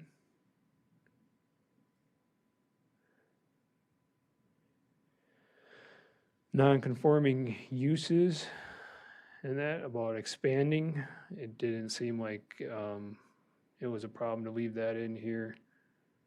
Basically, we're asking if the owner to provide some documentation of a pre-existing non-conforming use. So without that, it's really putting more burden on our staff to approve what was there. Jason, can I just ask one thing? And really, it's more directed back over to Jerry here, but one of the things we're eliminating a lot of the stuff for then maintenance for the utility lines and things. Does the only thing that I can see as a negative to that is does the utility companies have I don't know if I want to say eminent domain. Do they have the ability to do all trimming no matter, do they have that authority to do that? Or do they need these regulations to help them? Well, in the riverway, those decisions are made not by the utility. And so what we always depended on was a good storm. Yeah. Because when you get a good storm, you can actually trim the way you should trim. And so fortunately, we've had some pretty good ones over the years, but otherwise, the DNR makes that decision in that area. Okay, Now, in other areas, it's up to the utility, and they have standards that say so much clearance, and it's for safety. Yeah. It's not for aesthetics, and you drive along, Excel is really good at not thinking about aesthetics, just hacking this branch out. yeah, We always try to do something different, but no, so that, in the wide open areas, but if it's along the riverway, any scenic riverway, or lake, okay. then it is. Yeah, I was just thinking about that because, you know, those power lines and that infrastructure impacts a lot of people. So if you don't have the ability to trim that back or do what you need to do to maintain it, it can cause havoc for many, many people that are impacted by it. It's not just those few neighbors that have the problem with the line of sight. Exactly. You just have to look what happened in California when they weren't allowed to trim their things, and it burned, hundreds, thousands of acres and hundreds, thousands of homes. Yeah. And so that's, we are a little bit more than that, but yeah. Okay.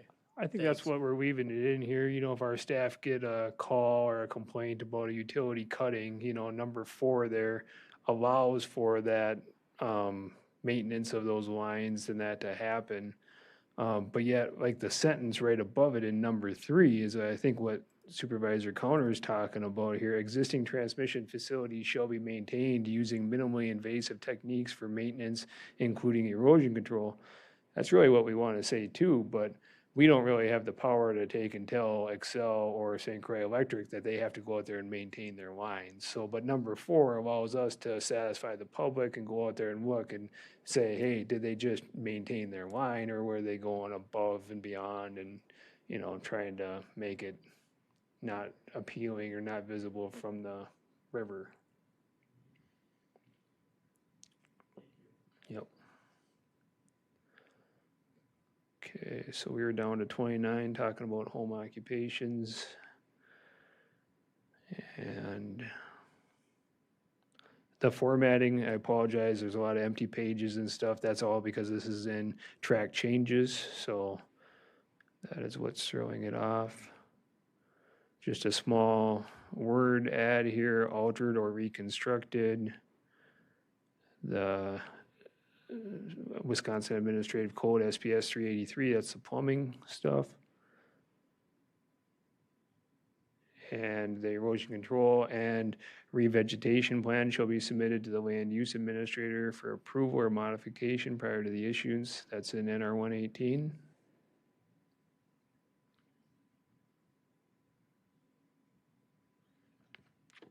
The change for the administrative code here.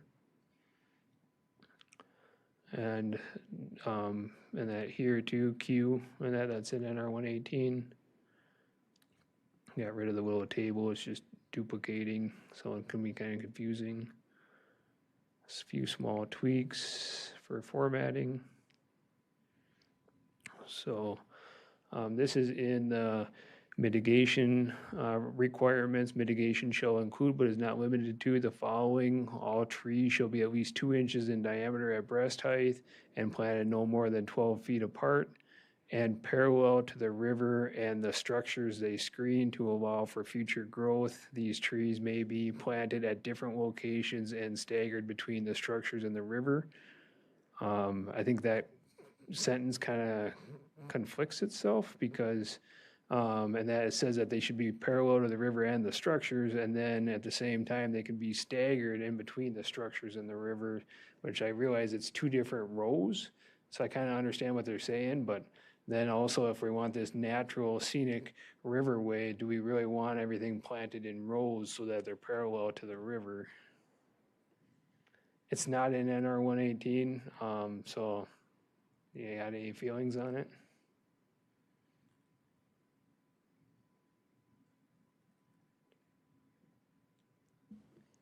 Could probably leave it a little more vague.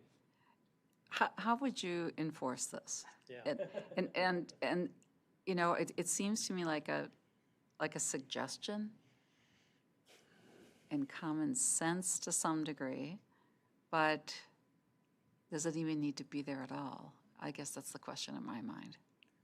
It might be nice if I'm looking for guidance to be able to point to a landscape person and say, here's what the county says, but I think I'd put it at a period behind a part because, and then I'd strike everything in yellow, and that because basically they're 2 inches in diameter and that they're no more than 12 feet apart. So whatever kind of an arrangement they put, that's the matrix or the factors that they got to work with. So,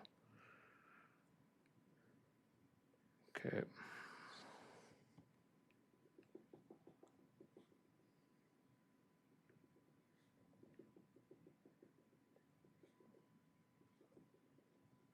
Okay.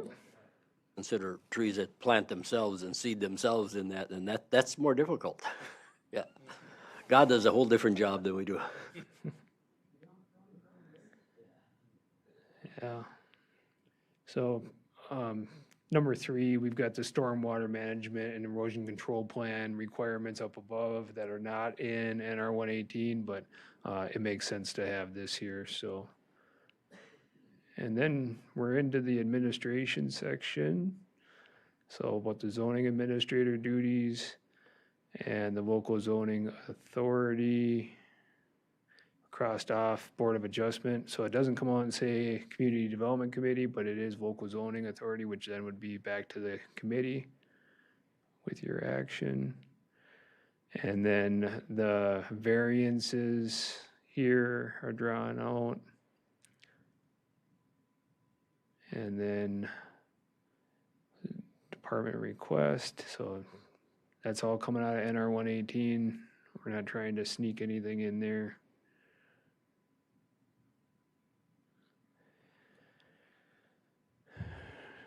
This is on conditional uses and incorporated, and that for stairways and lifts. So NR 118 actually provides different submittal requirements for each of these types of use. So it's kind of repetitive, but we got to keep it in there. Amendment procedures and that, so again, we'll have to file the petition on this to start the process.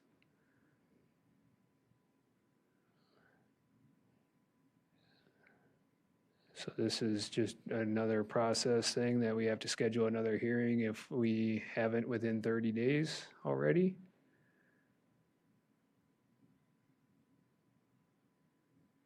So committee, so because we do CUPs through the committee and variances through the Board of Adjustment, that's the reason there. Public hearing and decision record, just keeping that, that's all out of NR 118. So that definitely needs some formatting work there, but. Okay, the B and C were crossed off and that because of the time of the permit, so. And doing extensions, we just do it for the full 2 years now. That's underneath their general zoning ordinance is where we got the 2-year standard. And then the legal description boundary of the river, which we can't change. So is there anything that you have questions or? So a lot of it is just pairing it back to NR 118. The big things are the stormwater and erosion control on that plans and that were more restrictive than NR 118. And then the 4.7-inch rainfall event versus the 1.5. And then the conditional use update directed to the local zoning authority, which is going to be our committee. Okay.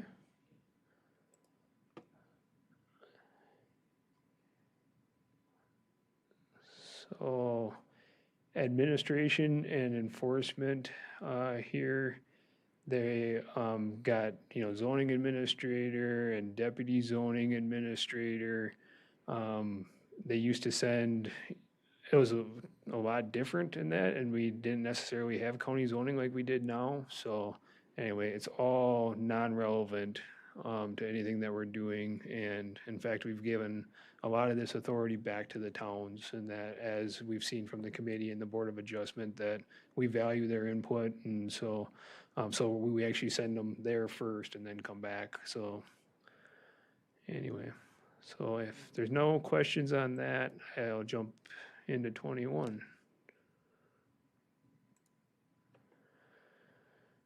Okay. So 21 here, this is the one that we really need to get amended by April so that we're able to take and apply for our recycling grant this year. There was some small tweaks to statute in regards to Administrative Code NR 544. And they do have a sample responsible unit, so the county is a responsible unit through the state to be able to apply for the grant. We're responsible for the recycling program. And so they've got a sample ordinance here, but a lot of this and that, it's the same for across the whole state. So like New Richmond is their own responsible unit, you know, but like the town of O'Galley, you know, is not, they're underneath us as our responsible unit. And so we didn't just take this ordinance and adopt it because we thought it was more maybe urbanized in that, not for the rural areas. And then the county's got some of their own special requirements in here as well. So again, this ordinance is very old, about 20 years old. Or it's 2003 there and 2012 down here, but anyway, it's still getting up there. The purpose statement was very long. Of course, it's to protect public health. But this is what the DNR sample ordinance had in it. It's nice and short and concise. It kind of, you know, repeats life and health in here several times. And then the purpose statement also falls back on the objectives then, which is more public health. So this whole section here was just very repetitive because it's still all talking about purpose. Application of this ordinance. So this is one that we changed it kind of to our mission and vision statement that it applies to all persons that live, work, and play within St. Croix County.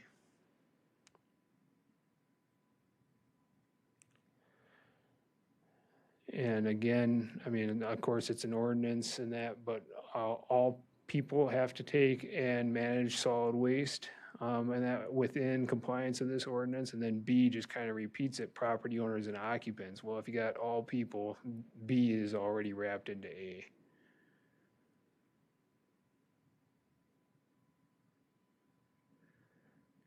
Okay. So again, with the term here and that it's already repeated in E.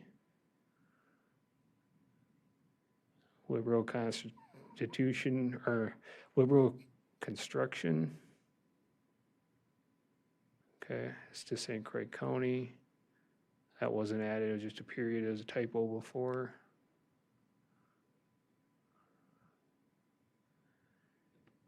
So anyway, A and B here again, it seems like they're kind of repeating. So we struck out B. And provision B there, cities, villages, and towns and county may burn clean wood, including but not limited to wood that has not been painted, stained, sealed, treated, as long as the municipalities obtained a solid waste burning pit from the Wisconsin Department of Natural Resources. If they've already got that permit, they're allowed to do it underneath our ordinance. So it didn't seem like we needed to state that statement because of that.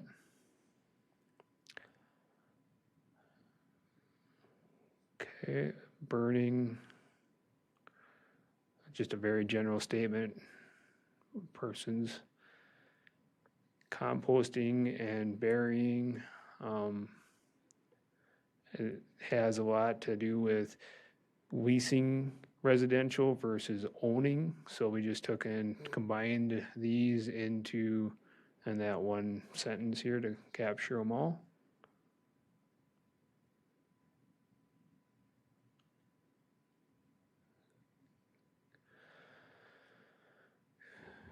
So, prohibited activities, we already talked about burning up above here, so that was repeated.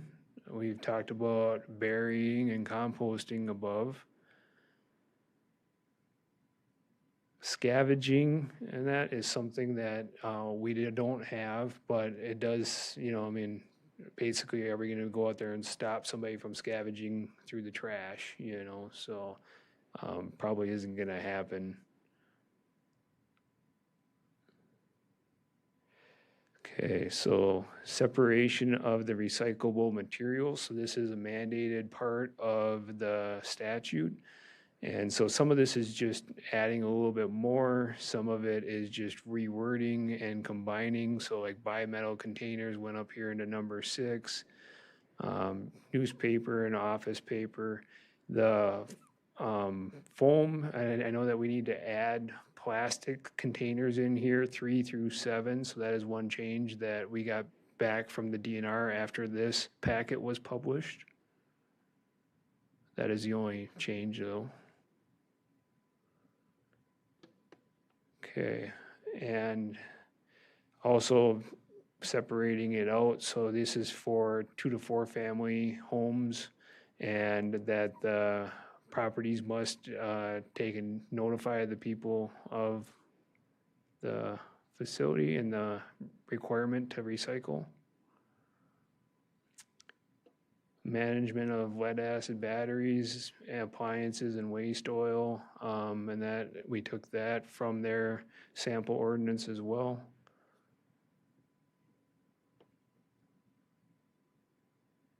So this kind of talks about our collection events in here.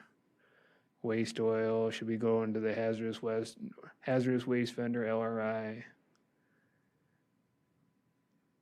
Then collection, preparation of the recyclables, emptying them out, rinsing them. Again, this is a requirement from the DNR. We're not able to verify it all to be done. But it's also, intended to be a guide for people. Glass containers, dropping it off at curbside or recycling drop-off center, magazines. So, okay.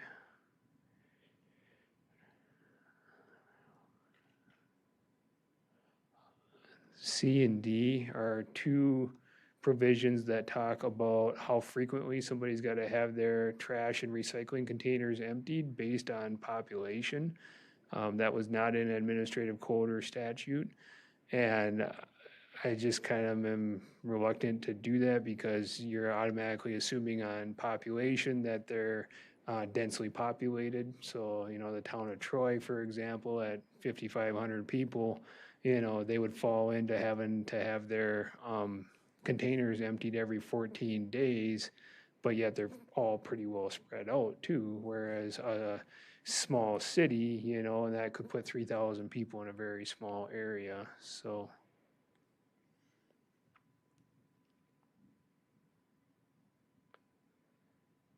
Okay, containers, it talks about, that having them clearly marked and having them with covers and to have them emptied so that they're not getting full of animals. Containers being placed out for curbside collection more than 48 hours prior to collection. Our staff have had a couple calls on that. It's very difficult to enforce. Basically, somebody leaving their container out too long or putting it out too early. And then it talks about no unauthorized person shall deposit materials in any container at a convenience store or apartment buildings. Again, scavenging, owner and occupant obligation. And so responsibility of the owners or designated agents. So this is, again, kind of talking, so there's residential uses and then there's commercial uses. So it'll seem like these here are repeated, but that is the intent, and that is something that the DNR is requiring us to have. So designated agents of non-residential is gonna be commercial properties.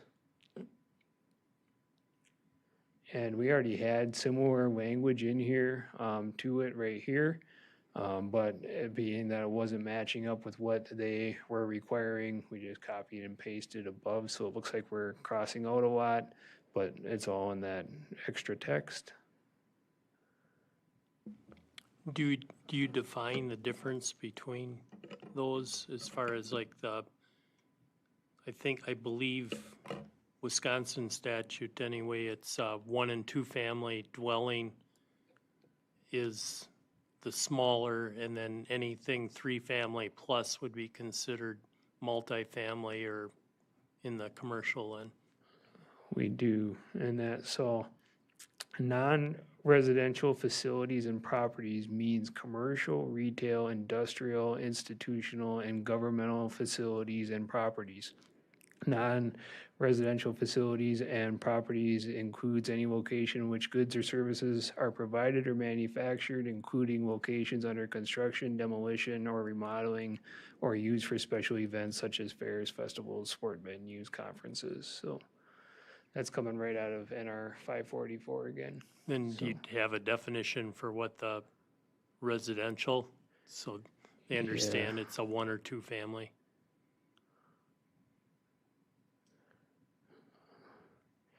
Yep. Residential, a property containing 1 to 4 dwellings, including those which are occupied seasonally. Are you sure it's 1 to 4? Because my understanding was that if you go over a duplex, that the owner of the property has to provide garbage disposal area. You can't have the tenants be responsible if you go over a duplex. At least that's what I remember from the, In the village of Baldwin, it's not that way. If there's a duplex, you each have your own garbage. yeah, that's what I mean. But if it's more than 2, If 3 plus, if it's a fourplex, it's the same way. You each have your own garbage in Baldwin. really? Okay. And I think that's dictated by Murthas, but by the garbage haul. And they can do it that way, but statutorily, they're supposed to have like a centralized garbage for a bigger building. But that's the building code, which this isn't, so. I just know they go up to 4. I don't know about bigger ones. We don't have any bigger ones. Yeah. The other thing that I'm noticing as we're going through this, it seems like we're impacting all the solid waste. How are we handling like prohibiteds and things like for medical waste or for liquid wastes that are out there that, that don't show up in this particular, do you have that in here somewhere? Yes. The reason I'm concerned about that is I know they're talking now about some of these outfits that want to do digesters that are going to take all kinds of medical waste from the Twin Cities and bring it over to try to take care of it in a digester. And you kind of get concerned about, the digester doesn't boil it or destroy the pathogens or anything else in the process. It just uses the off gas of methane to be used for generating power, and then the effluents and everything are then spread. So we don't go into the digester and the gases so much here, and that this is pretty much just the solid waste aspect of it. Right here, so the separation of the recyclable materials. So, but basically the closest thing that it gets into is the waste oil and the waste tires and the batteries. Would that be something maybe we should think about someplace in this that, because we're authorized under this ordinance, which may be able to be more proactive towards issues for those other things for the other side of it. So maybe here under prohibitions on disposal of recyclable materials, but maybe have a separate section, prohibitions on like livestock rendering facilities. And And biohazards, you know, we could, okay, I don't know, how do you guys feel about that? I have concerns because I don't want to see this stuff come in and then it's spread out in fields and then all of a sudden now we have something toxic that's out there. I agree. okay. I don't think we should allow any of that in, Yeah, even in the digester, that's, yeah, let Minnesota take care of that. I agree. There's other ways that they can dispose of it by fire, they can dispose of it with chemical. There's other ways to dispose of it, but my fear is that they build a bunch of digesters and spend the money because it's a cheaper way than burning it or by chemical destruction.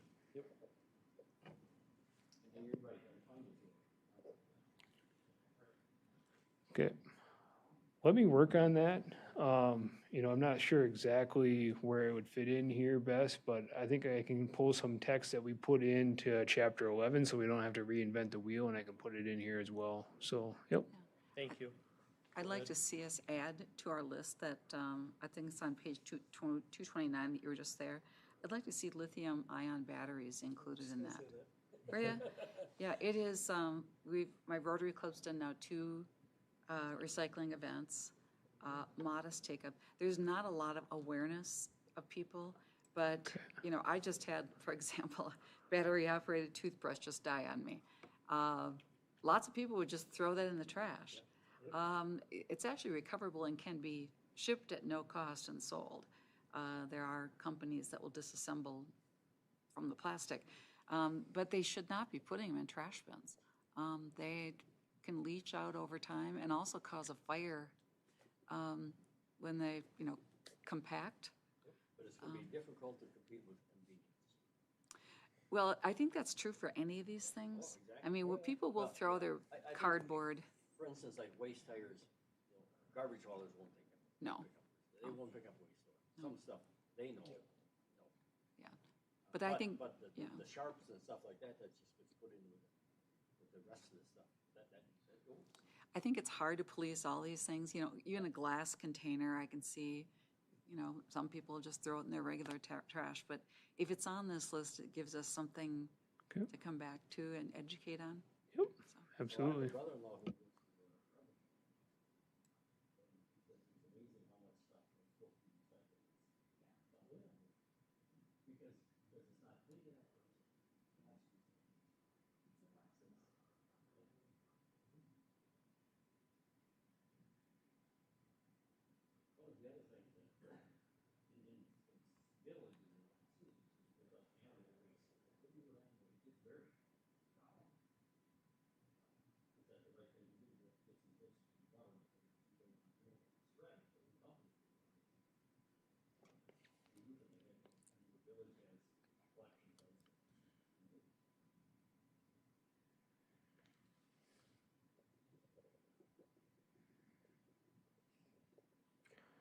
All right.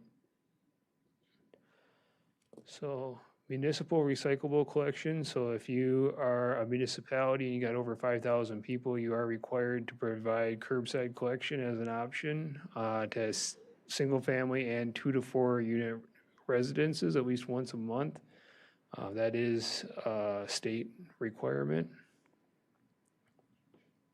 And these other provisions here, they just seem like they're kind of repeating or unneeded. F, we do need, so that they are filing the tons of recyclable materials with us. That is required on our annual report, the cost for providing that service to their program, and then if we have any other information. The haulers, here too, some of this process we've changed and that and kind of streamlined. But this is basically requiring containers used for collection of recyclables to be clearly labeled instead of that sentence.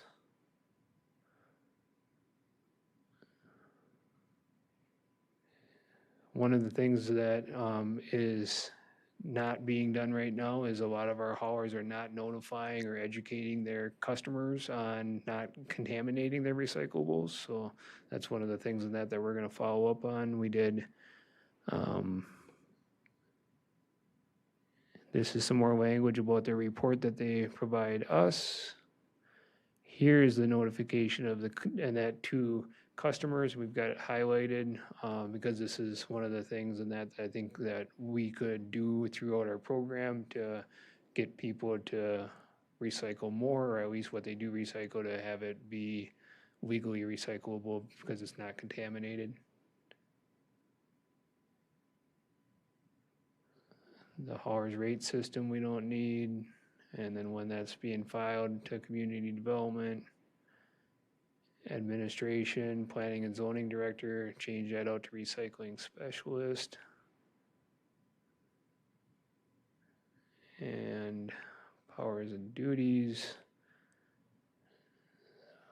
just struck that one. So there's a lot of conflicting extra language.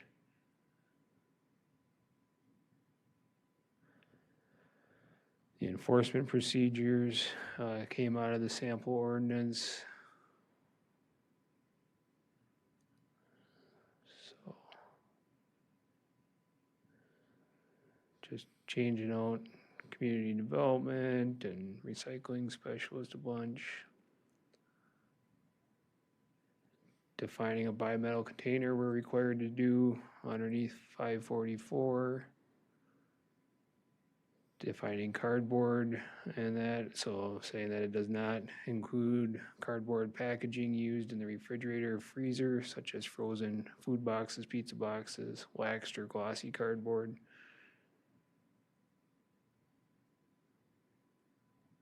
Container board is a definition that we needed to add. Just adding a clarification statement about mercury and fluorescent bulbs.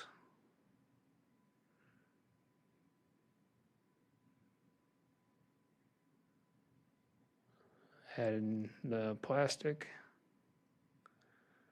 We've got medical sharps here, so we'll use that definition to help clarify our prohibitions. And fluorescent bulbs just added. Updated the citation. You got to update the caps on that. So.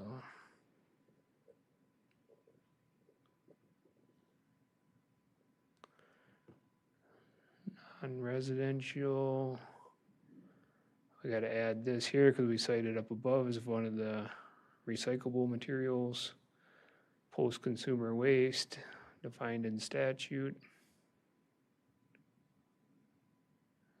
We had kind of a sharps here, but they moved it up. Solid waste facility. And that's it. And then we just got an index. So this here is another ordinance that's just kind of streamlined to statute, and a lot of the duplication is just streamlined, and so. Jason, can you go back to page 31 of 37? That was the document before this. There's a correction that needs to be made there. Okay. It's there, yeah. Page 31. Okay. Okay.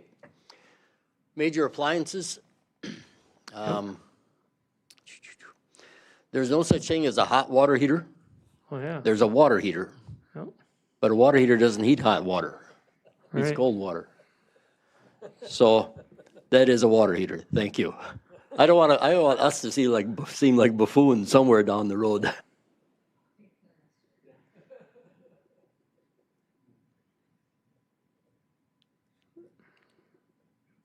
Perfect. Yep. I know plumbers would, yeah, it's kind of a pet peeve of theirs, so, yep. All right, well, if you don't have any other comments, so we'll go ahead, we'll file a petition and that to amend 15, 17, 21, and incorporate 14 into 15. If you're okay with it, we'll make these tweaks that we went through tonight on 17 and 21, and then we'll bring those back at the public hearing in February. I'll probably just hit on the changes that you made, you know, in that meeting, so you can see them incorporated. But 15, I'll bring back in that for the January CDC meeting, so that we can see how 15 looks, or 14 looks in 15. And then I think we had a couple other things in that about minor home occupation and that I was gonna tweak, so we can look at that again, so. And then, we'll have to provide the notice. But both 21 and 17 have been reviewed by the DNR, so anyway, so we're good to go on there. The reason why we kind of shied away from, chapter 16 and 18, which is the shoreline and the floodplain regulations, is because they're gonna take DNR review again. And so we're about halfway through on 16 for getting that draft done, but we'll need to take and send that off. And when I asked the DNR how long it was gonna take, they're like, who knows? So anyway, and there's some other counties and municipalities that have had it there for a year. So I'm like, let's get these done and then hopefully we can take and move on them. So we still plan on creating drafts on those other ordinances here shortly, but that's the reason for taking up these ones here. And we're just trying to get them up and functional and that so that we have updated ordinances for the building season. So it's not always ideal to be changing them in July or August and that when everybody, you know, all the projects are going and we got applications coming in. Okay, perfect. Hold on 1 second. We're ready to adjourn. I gotta shut off the recording.